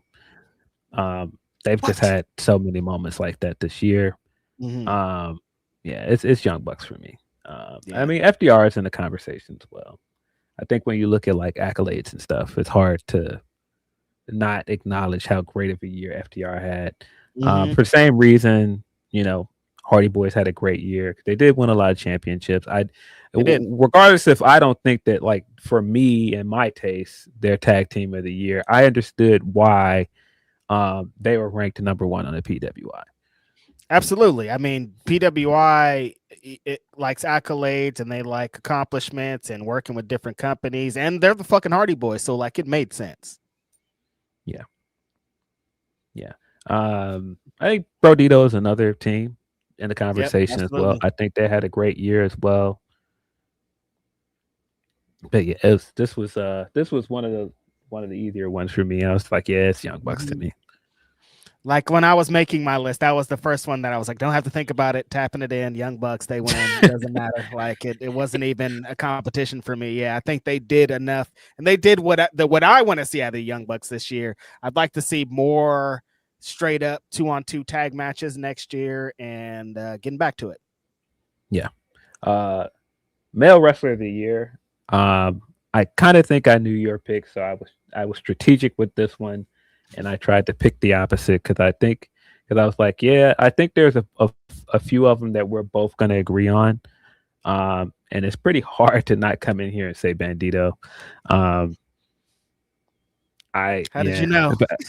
It's pretty hard to not say Bandito, but I just thinking about it, and I just was like, all right, if I wanted to really pick somebody else. I'm gonna go with Takeshita because like what Takeshita accomplished this year, winning the G1, IWGP World Champion. He's really been on a fantastic run. When you think of like some of the big matches to Bandito versus Takeshita at Super Card of Honor was insane. I don't think that his G1 run was as good as his first G1 run. But I still think like you got to give him the credit of being in the mix again, having the big matches, going on to win it, going on to win IWGP champion, going to the Tokyo Dome next year. I think this is everything we wanted coming out of last year, and people were like, hey, what's going on with Takeshita? And then he was on TV more, and it's like, hey, this guy's cooking. Get to it with this guy, make him world champion. And this year, he's been in big storylines. No matter what you want to say about the Don Callis family, if there is a lot of it, it's working because people like Takeshita, and the Takeshita babyface turn is gonna hit. And I mean, if Takeshita and Okada wasn't so compelling, I think more people would be a lot more critical of the Don Callis stuff. Absolutely. The thing that put Bandito is my wrestler of the year. Phil Lindsey already said it. But the thing that put Bandito over for me was the match against Takeshita. So I totally understand why you would pick Takeshita. But I just flashed back to that, Phil. Us in fucking watching. Wait, did we watch this one? Which one did we watch live? It was the Takeshita one, right? Was it this one? What was this Takeshita match? I can't remember. Fucking life is crazy. But yeah, watching this match. We were there because it was during All In weekend. Right. Watching this match live and thinking back to, I don't know why I started thinking back to Bandito and Chris Jericho. Like, why was he locked into that when we could have been seeing this? But he just did this too many times, Phil, for me to put anybody else over the list. Like every time Bandito had a match, including this week against Ricochet, just like the energy that what I felt like as a 12-year-old kid, if a wrestler can get me to feel like that, they're going to win every time. Like if I'm out of body, I'm not Righteous Reg, the fucking podcast guy who be writing about wrestling, who's just a fan that reacts to insane, unbelievable spots. Bandito gave those vibes. The match against Takeshita, that Cesaro matches, that 4-way he had, all the stuff he did with Brodito and Brody King. It's just too many insane banging ass matches. And again, like I said, the match of Ricochet this week was awesome. Like seeing two of the best high flying wrestling powerhouse small guys you've ever seen going toe to toe, doing crazy flips and just working so well. Like it's just hard to put anybody over Bandito this year. Tremendous work. I wouldn't be mad if they kept the belt on Joe tonight, and then in January Bandito beat Joe and we had a Bandito run. I don't think it's going to happen, but like we got to start talking about it. He can't just be the ROH champion and that's it. He has to be something more. Yeah, he's definitely a future AEW world champion, for sure. But yeah, I think the strongest argument for him is just the sheer variety of matches this guy has had this year. Like he said, the tag matches, the matches that he had in Arena Mexico, and then like the Ring of Honor matches, the Hechicero matches, the Keshta match. He's just had so many great matches with such a different variety of opponents. And all of them, it didn't feel like he was getting in there with a dance partner and it's like, okay, well, yeah, it's going to be a good match because it's Takeshita. No, all of these matches are great because it's Bandito being Bandito. And that's what, like I said, makes it so hard to pick anybody else, man. Like, I am just trying to think like, even my argument for Takeshita, when you look at like all of the Bandito matches stacked up against the Takeshita matches this year, like, I don't know, man. Like, of course, they've had their best matches are arguably their best matches this year were arguably their match together Supercard, but still, like I said, them Hechicero matches that Bandito had this year were fantastic, man. And then, like you said, the Ricochet match. It's just so many matches you can name. Yeah, this was really Bandito's year, man. Like it's hard to argue anybody against him. But for the sake of content, I will make the argument that Takeshita also had a very strong year. I think anybody else you could pick, I don't know. It's really between them, honestly. Like, you can make an argument for Hangman. I think it's just like the big moments he had, and like two of my favorite matches this year are Hangman matches. And I think just his story arc this year, easily the best character in AEW by far this year. His story in AEW, I was like, okay, Hangman could be up there. I think that his arc was one of my favorite stories of the year. He had some of my favorite like surprise moments, like the win at Double or Nothing, and I was expecting Ospreay to go over. Like that shit was beautiful. That following that beautiful ass match, like Hangman is definitely up there in the runnings. Ospreay, before he lasted up to what, July, August, and like was putting on great matches all year. Like he still has like, you can make a top 10 out of his matches this year. Like, and then the stories he was telling, his promos were killing. Like he had a tremendous year, even though he didn't work the whole thing. Yeah. Ospreay has definitely been missed since he's taken some time off. But yeah, he's in the conversation, I would say, as well. But Bandito, it was just hard to put anybody over him, honestly. Yeah. Women's Wrestler of the Year is also, I think we're probably going to be in the same place.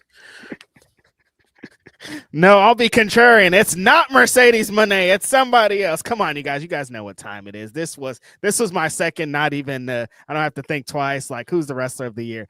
The things that she did all year, you can not even talk about AEW. The things she went over here to Hog. She went over to France. She's overseas. She's wrestling in places, little indies, and like just working all these women. But the matches are fire too. She's tremendously confident. She's wrestling on pay-per-views. Sometimes she's wrestling 3 or 4 times a week, defending championships. Just like everything we ever wanted out of Mercedes Moné post WWE, she did it. We saw it. The women put up great contests. Like it was just another undeniable year for her. She was number 1 on my list, number 1 on PWI's women's list, number 1 on Sports Illustrated's list. It's like number 1. The Mercedes did it. Yeah. I tried to really come up with an argument, and I was just like, because the thing that I keep going back to is if this was any other wrestler, if this was a male wrestler and they were collecting belts, they had 13 championships at one point this year. They had the effect on the business that she has had and from multiple promotions, has had the big matches all across the world, and all of these people are talking about how this is my dream opponent and how this, changed my career, being able to wrestle with somebody that inspired me. That's not really a contest. If we're talking about any other gender, like nobody else could really be in the conversation.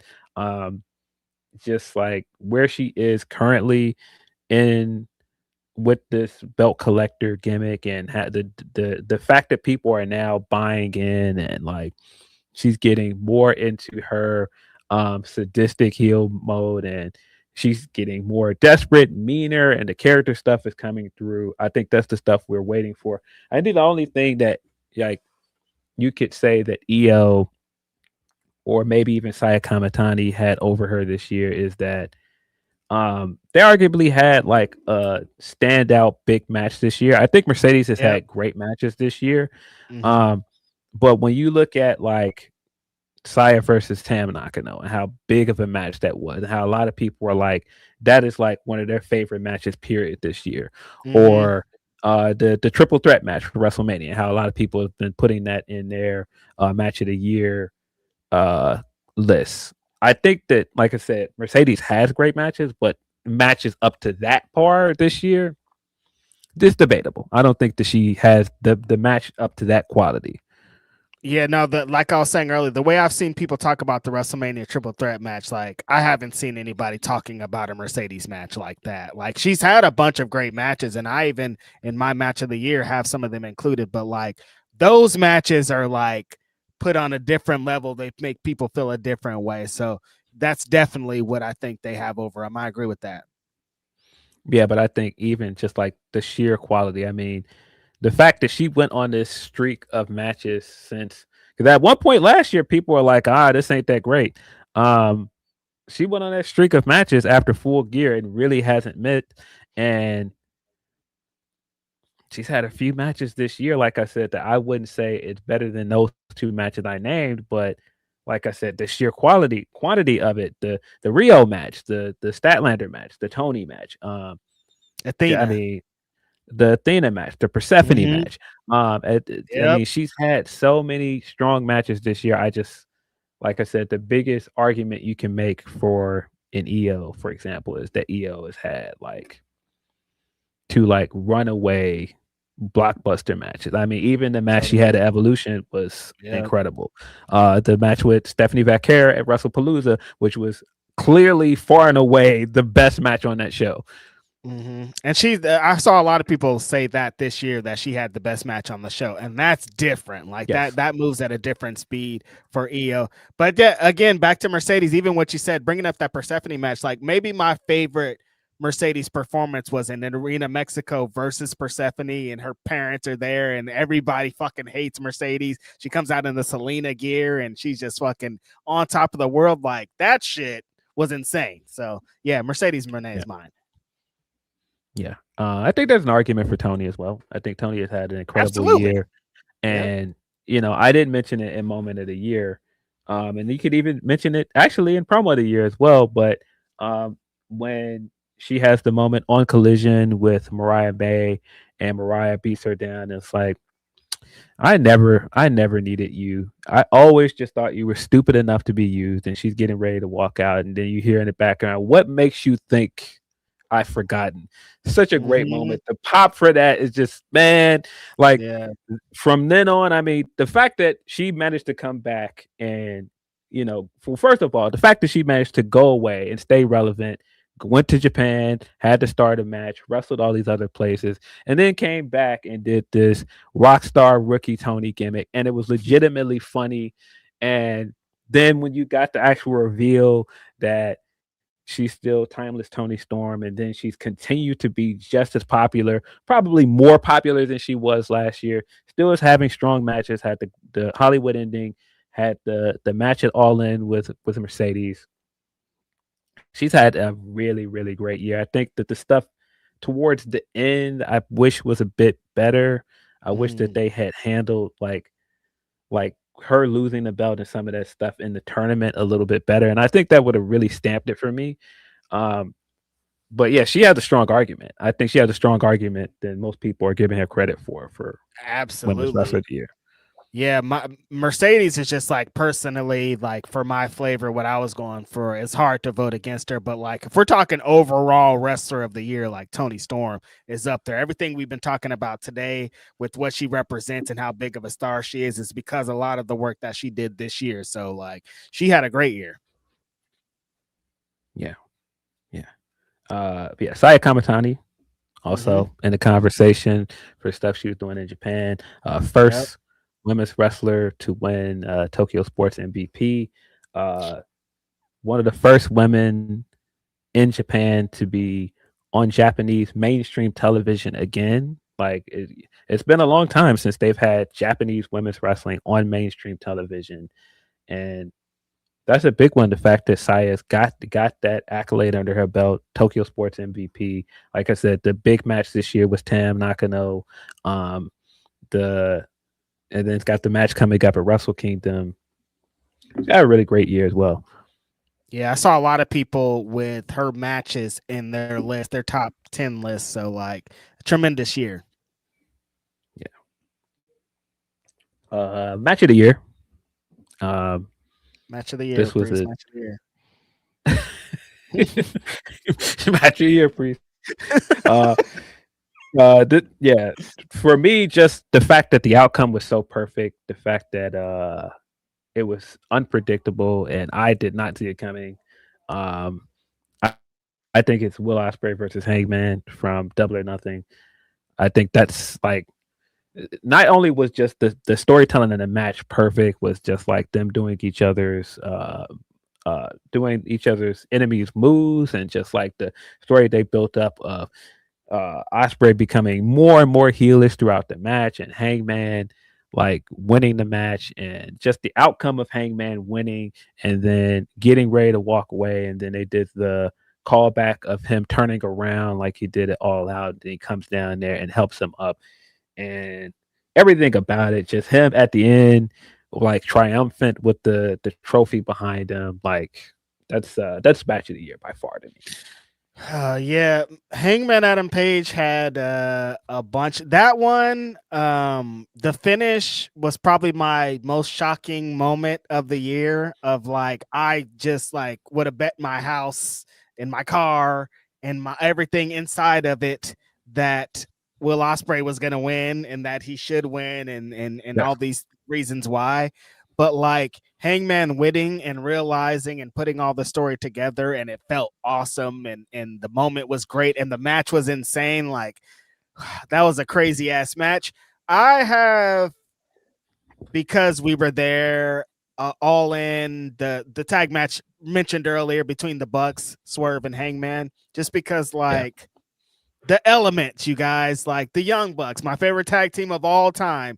Swerve, like we know what Swerve represents, like he's my favorite wrestler essentially currently, and then Ospreay, who's like the match of the year machine, like he could do one in his sleep, and all those elements together, the ridiculous entrances with the Bucks coming out on that big dumb float that they were on, being kind of feeling the energy from a different way up top there, and then what the match was, and their two styles of the Bucks go 1,000 miles per hour. Will Ospreay's is insane. He does all this shit. Swerve is there to kind of put it together and take it in a different direction. Like it was hard to bet against this because I love all these guys, and you get all your favorite wrestlers into one match, and they put this great match together. Like that's my match of the year, I think. I mean, it was really close between that and Mercedes and Athena, just because I know it wasn't the longest match, but like I wanted that match for so long and what it represented, and they just kind of got to go toe to toe on TV, and both of their greatest elements against each other, two black women against each other. Like that match was so good too. Yeah, I would say runner up for me is Takeshita versus Bandito from Supercard of Honor, just because being there for that match in person, and then I watched it again later, and I was like, nah, this was amazing.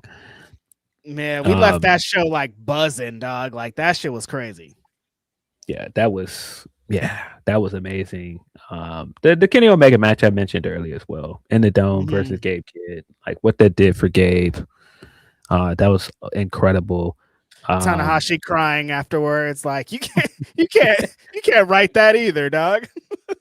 Tanahashi had a banker with Takeshita as well here in Chicago. Yep. That was his last U.S. match. We mentioned the triple threat from WrestleMania, the women's triple threat. That was easily the best match of that weekend. Fire match, man. Probably the best WWE match this year. The best WWE match I think I watched was Kevin Owens and Cody Rhodes ladder match, maybe. Like that shit was good match as well. Dangerous. A lot of stuff that I like. I mean, Kevin Owens, people know how I feel about Kevin Owens. Like Phil's favorite visual of Cody laughing in the back, them all beat up and bloody, like, up like Jesus, like great moment, man. Man, Kevin Owens had an unsanctioned match this year with Sami Zayn that was also really good. I think people have forgotten about. Yeah, hell yeah. Yeah, that match was really good. There was I see a lot of people say Cena and AJ. Like it didn't evoke those emotions for me, but I understand why they liked it. I think Cena and Cody at SummerSlam was better than the AJ match, honestly. Yeah. I mean, the Texas Death Match is up there too. The Texas Death Match from All In. That was nasty. The fucking the boards and all that. I forgot in my favorite moments like I know it was a bunch of controversy, but like Mox drowning Darby, like that shit, that was ridiculous. I was there for that. You were? Yeah, I was there for that. Ooh. Oh, so stupid, but so good, man. Sometimes you need shit like that. Yeah. Trying to think anything else I'm missing. There was the Ospreay and Kyle Cage match. I put that up there. That's one of my favorite matches of the year. Yeah. The Sabu and Janela match that I mentioned earlier is out there too because it was fucking crazy. That's your match of the year. Number one, brother. Number one. Number one. The speedball. I'm just thinking of C2 stuff like Speedball and Kyle Fletcher. Like if we're talking matches of the year, that probably best TV match this year. Yeah, I'd say so. Yeah, I wouldn't say it's up there with the matches I've named in terms of like quality of match, but what it meant to me, bruh. WrestleMania main event, my guy coming out all white gear, getting his heel turn, getting his moment. WrestleMania, Punk getting his WrestleMania main event. That video package that aired before it, and I was just like, we're here. Like that, just what a great moment. But in terms of like match quality, I don't know if I would say it's better than some of the other matches I named, but just like for all of my agendas, I enjoyed myself. That video that Jamanica posted on Instagram where you're like at the end of it, you're getting your shit off. Like that's one of my favorite videos of the year right there. Bro. That was another one of those where I was like, oh, I'm around a lot of people because like I said, when Fire Burns played and like he did the reenactment of his promo and I was just like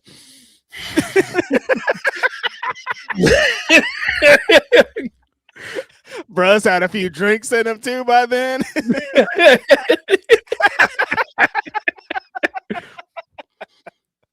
That was a good moment. Super fun. Yeah, what a night. That was a great one. I wouldn't say that's like the match though, wasn't that's the match. Yeah. Now, like I said, it's definitely for me, it's Double or Nothing. Main event. Yeah, it was another. I feel like there's another Cody match I really like this year that I'm forgetting, but I think, like I said, the SummerSlam match is probably the best of all the Cena matches this year. Like the AJ match was good, but the Cody match actually had the story going for it, and I don't think you're going to get a better send off from from Cena's last year than that.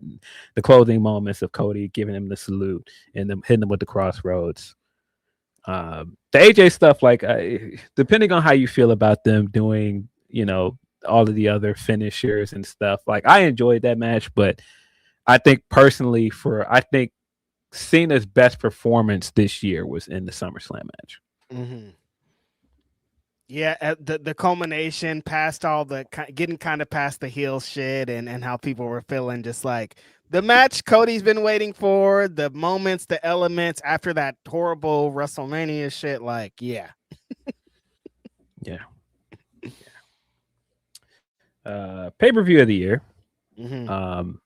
I, for the longest, and it's partially biased because I was there for All Out 2021. What that meant, Punk's first pay-per-view match with the company, like just how deep that card was. The debut of Bryan Danielson, Adam Cole debuting. Like for the longest, I was like, that is the best AEW pay-per-view ever. At this point, I think Double or Nothing is the best AEW pay-per-view of all time. Like just from start to finish, opening with the Jamie Hayter match, with Mercedes, and then the close with the main event of Hangman versus Ospreay, and just start to finish, a great show all around. Double or Nothing, I believe that was where the Anarchy in the Arena match was as well, and I think that was another match that I came away from enjoying way more than I expected to. Yeah, this came down to me between Double or Nothing and Revolution, and the reason that Double or Nothing edged out is because of the finish. Like having Hangman Adam Page win in that fashion after that amazing match was like, it capped off an amazing like they already having a crazy show, and like you stick the landing. Like Phil, as wrestling fans, sometimes that's all we really care about, dog. Like we know where we're going, we know how you're gonna get there. Just fucking stick the landing. And they fucking stuck the landing after a tremendous show. Like all that was worth it. I was thinking back, but Revolution, I was there live, and like there's a portion of Revolution where like 5 matches are like the fucking hardest matches you've ever seen in your life. Just back to back. And you're just like, what the fuck is going on? This is crazy. Leslie Jones is out there celebrating. Like that shit felt like a moment, dog. But like the ending, like fucking deflated us, and we felt bad after it. So like that little part is why Double or Nothing edged it out for me. And just like you're saying, Phil, like beyond greatest pay-per-view of the year, like this could possibly be AEW's greatest pay-per-view of all time. Like that's how crazy it was. Yeah, I think if I was looking for any pay-per-view to really be like a microcosm of everything I love about AEW, and if I was trying to show anybody that's not an AEW fan one of their pay-per-views to try to get them into the product, I would pick Double or Nothing 2025. That's the one. Just like I said, Mercedes versus Jamie Hayter to open the night. I mean, one of the sleeper matches of this year, Ricochet versus Mark Briscoe in a stretcher match, which was way better than it had any right to be. Yeah. Okada versus Speedball was on that show as well. Really great match. Yeah, man. And like I said, the Anarchy in the Arena match, possibly the best Anarchy in the Arena match so far this year. And I mean, well, so far with the company, I think this was really the year that they really drove home the point that the Anarchy in the Arena match is AEW's signature stipulation match. And just everything about it, just how it felt like a big party, how it felt like it was something completely unique to AEW's programming. And that's why I'm saying, if you really wanted anything to like define AEW as a company, I think Double or Nothing this year did. This year was the bodies Anarchy. That shit, yeah. That shit was hard. Yeah, like this shit, that pay-per-view is like what I expected wrestling pay-per-view to be like when I was a kid. Like this huge variety show. You might get some deathmatch type shit. You're gonna get some high flying. You're gonna get some big guys hitting each other. You're gonna get some women going crazy. Like a variety, blood, all kind of shit. Like that's what that show was. So yeah, tremendous. And like we were at All In, and like we took it in. It was a great show, like a lot of stuff going on for that, but like Double or Nothing was crazy. Yeah, look, Texas was a time, bro. I still think about how fun Texas was. Great experience to that show. Great experience covering that show. For me, I still think it's Double or Nothing. I think it's favorite. I think second is All In Texas. Yep, same here. Like AEW had a couple of them. There's a bunch of them through this year. I was like, it could be that one. It could be that one. Like for a while, they started hitting back to back. So, I mean, it was a battle between their shows. Yeah, they had a really strong stretch of shows this year. I think WWE Evolution is the only WWE show I would put in the conversation for event of the year. I think that was by far their best show of the year. I mean, Elimination Chamber, you can put in the conversation, I guess, because that was where the heel turn happened. That was where like the Jade return that I talked about earlier. And then both the Elimination Chamber matches were actually really good.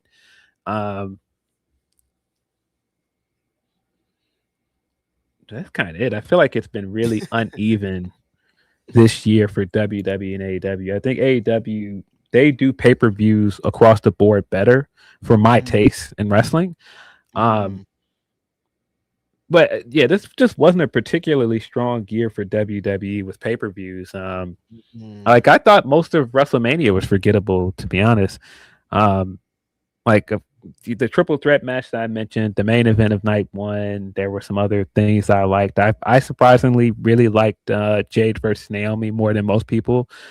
But yeah, even when I sit here and try to think of everything that was on that show, yeah, it wasn't that great. I've seen more people talking about the AAA shows being the best WWE shows of the year than their main roster shows. It's crazy. Yeah, I think that the first one that they did, the Worlds Collide, that was a strong show. I thought Clash was a strong show. That's kind of it. Like there was a lot of disappointing. Like when you look at like Royal Rumble is also kind of disappointing. Survivor Series was disappointing. Like, yeah. That Cena and Cody ending at Mania, like, oh shit, it was rough, man. Yeah, that was oof. Yeah, it's really, like I said, it's really the top three for me are Double or Nothing, All In Texas, WWE Evolution. That makes sense. I could have predicted that. Yeah, and then, like I said, if I had to pick a fourth, it probably would be Elimination Chamber. Yeah, just a lot of strong, long, as they say, AEW pay-per-views that I've left satisfied with. So, you know what I mean? There was a lot of, they really helped with that this year. Like there was a couple times where the Death Rider stuff got a little overwhelming, but they stuck the landing a lot of times more than they did it, and it worked out for me. Yeah, that is our year in review. If you disagree, argue with your mama. Sorry. But yeah, appreciate you guys. This is probably, well, not even probably, this is our last Grapsody of the year. Has been another year where I'm not sure how we've managed to get away with this. I'm not sure how we've managed to continue to do this thing where we just talk like ourselves and people like it for some reason. You can do that. Every time I finish a show, I'm like, I just was me, and people like that. That's great. But yeah, man, appreciate all the support. Appreciate all you guys that have continued to lock in with us every Saturday, have continued to send your super chats and your humper chats. Yeah. All of you guys that we've seen in person that said hello, or tweeted nice things or commented nice things on our YouTube channel.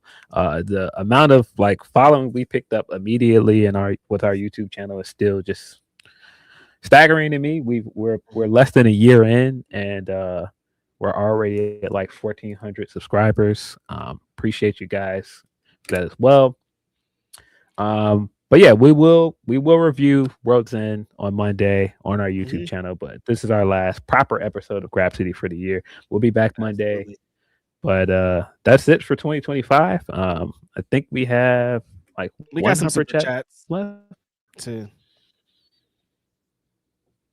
And I also want to say appreciate you guys. My probably favorite moment of the year was being in Texas around StarCast and just the way that people were constantly coming up to Phil and I to be like, Grapsody, and you guys are cool and you're all this. And like one point we're just sitting in the lobby and people are coming up, taking pictures and stuff. It just felt really good. So always appreciate you guys and your support. You guys are legit the best.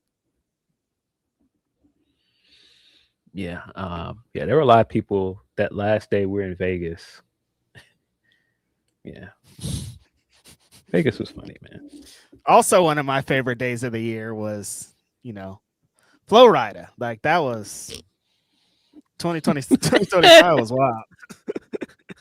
Flavor Flav was there. All kind of shit was going on. Wild times, man. We got one hyper chat here from Rafael Garcia. He says, happy last Grapsody of 2025. What has been your favorite moment of the year? What is on your year end of year rotation? Why is it Nick Wayne and Fatal Influences theme? Anyway, here's to more Bears wins. Whatever Dance Nana is doing on Swerve's theme. Yeah, we pretty much answered that question. Pretty much answered all those questions. We did. Yeah. I am surprised. I will say this after I was being mixy. Still seeing a lot of Drake in rotation, guys. I think people keep acting like it's completely over for this guy. And some of them Drake records come on and they still hit. When people with their stupid ass, I go outside and I don't hear that argument. I'm like, I am not outside and I hear Drake all the time, dog. Like, there's no way. It's impossible not to, dog. Like his music's coming out of cars still. Like it's not. I'm like, what are you guys talking about? Like they're still playing him at the stores and all this. It's still the same. No, and I see how some of the women still act when they play the Drake. No, it's his perception and his image has definitely taken a hit, but there's still a lot of Drake being played, and it's still hitting. Maybe not as much of his new stuff, but Sicko Mode still does what it does when it's played.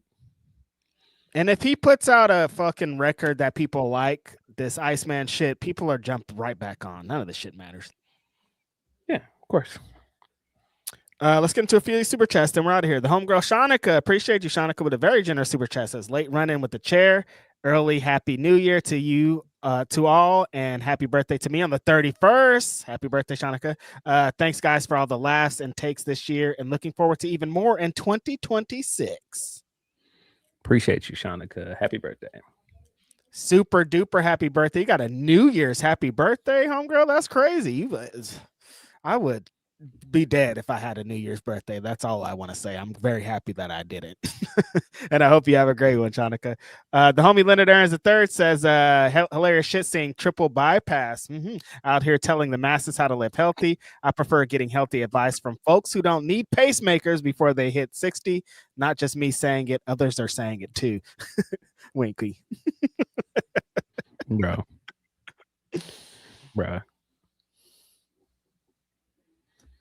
Appreciate your super chat, buddy. That's it. But yeah, the homie just got so welcome. I think he has a key to the White House at this point. Like he just be he be over there a lot. he over there a whole lot. Yeah, he over there a lot. Got to be on like the email newsletter or something at this point. Leonard Aarons also says, excellent year for Pro Graphs, ending 2025 with Paige and Swerve basically doing Move Zone and Omar. Love it.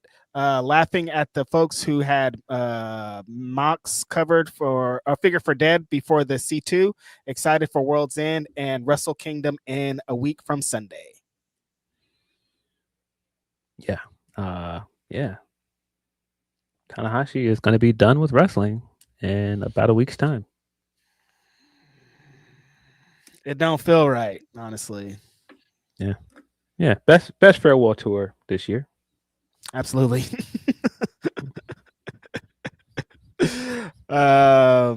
Best farewell tour this year by far. Appreciate your very generous super chats. That's awesome. Great Devlin is dead. Something not talked about enough. Christopher Daniels retired this year. CD was goated, and that match started the Hangman term. Yes. That's what I was saying. I think the Hangman Redemption arc was handled very well.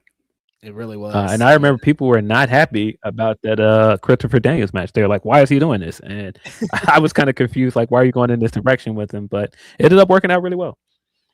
Yeah, when he hit the one-winged angel the Angel's wings in the Osprey match, like, brother, come on. Like, all that was to set that up. So it worked. Appreciate that. Grapple Geeker says, y'all know Callis family is my faction of the year. Don Callis's faction of the year, too. He's going to be all over the show tonight. Ridiculous. Appreciate you, Grapple Geekery. And then Glizzy Guy says, just want to shout out Eel O'Neill, who retired on Saturday. He did. Mad respect for work he's put in the indie wrestling in the DMV. Eel retired since when? Yeah, I saw that. Big shout out to Eel O'Neill, man. I was a big fan of his. Damn it. I interviewed him years ago on Daily DDT. It's one of my favorite interviews I've ever done because he gave such great and insightful answers. He's got such a great mind around wrestling, and just like you can tell, like when people talk about that theater kid pipeline of wrestling, he's definitely part of that crowd, man. And unfortunately, the DMV area and just like the indie scene just wasn't there the way he needed it to be. And I think that he would have been much bigger if he was in a different area. I think that unfortunately, the stuff happened with Primetime Pro Wrestling, and then, some of the other stuff with the Athletic Commission. And, it kept, it made it so like he was having good moments, but it was so stop and start that a lot of people weren't giving it the attention that it deserved. And I feel the same way with some people like Jordan Blade and some of the other people in the same area. But man, Eel O'Neill, man, what a guy, what a great wrestler, what a great promo. If you have not seen some of his promos, he's fantastic. He's somebody, even if he's not wrestling, I hope he sticks around in wrestling in some way. I hope he helps to train something, because he's just got such a great mind for wrestling. Yep, great mind for the biz. Love out to Eel O'Neill and retirement, which I'm just discovering. I hope all is good. I hope all is well coming out of that. Yeah, a bunch of people kind of in that area, Phil, were hit with a bunch of unfortunate situations that kind of weighed heavy on them. Like they're fighting against the Athletic Commission and all this stuff when they should have just been wrestling, and it all kind of ended up unfortunate. So I hope that Ill does stick around. I hope that he's still around to help out, because he's a great mind. Like you said, he can really help with the future business. Really appreciate him. Really appreciate you too, Glizzy God. And then Leonard Aaron's third also says, not sure which is worse, health advice from Triple Fraud or him booking retirement runs. Great 2025, y'all. Looking forward to 2026. Go Bears, go. Listen, you know what time it is. Appreciate you guys as always. Enjoy the pay-per-view tonight. I believe you're gonna watch along tonight, or no? Nope, somebody's very sick. No hot watch along for us. I hope you guys weren't looking forward to that. We are not doing one. Damn. Got her bad. That's what happens when you go into all these conventions. You're hanging out with Sting and all this. You just get sick. Now, love out to my homegirl Denise. I hope she's okay. Watch out. Watch Shit. out. Watch out. Watch out. Watch out. She did not watch out. You know what? I had to do it for you. No, so you can't. That's one of them Drake records. I don't care. When you put that on, that's a record. I ain't trying to do that. I know we're not forever. But it's one of the records now. But yeah, man, get well soon to Denise. Like I said, if you want to check out our thoughts on AEW World's End, we will be going live on Monday on our YouTube channel. You guys be easy. Enjoy the rest of this holiday week. Enjoy World's End, and have a great New Year. Peace. Wait, whoop! Somebody snuck us in a super chat before I hit that. Not peace.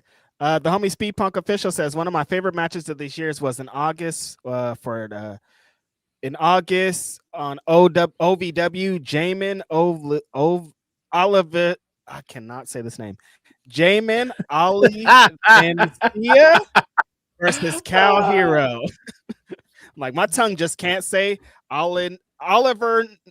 See, I just can't say it. Olivenzia. Is that how you pronounce it? Olivenzia. Yeah, that sounds right. Olivenzia. I don't know why my tongue couldn't do that. I might have pronounced it wrong, but yeah, man, appreciate you in before the door closed. But yeah, this has been Grapsody. I'm Phil Lindsey, Righteous Reg. We are out of here. Peace.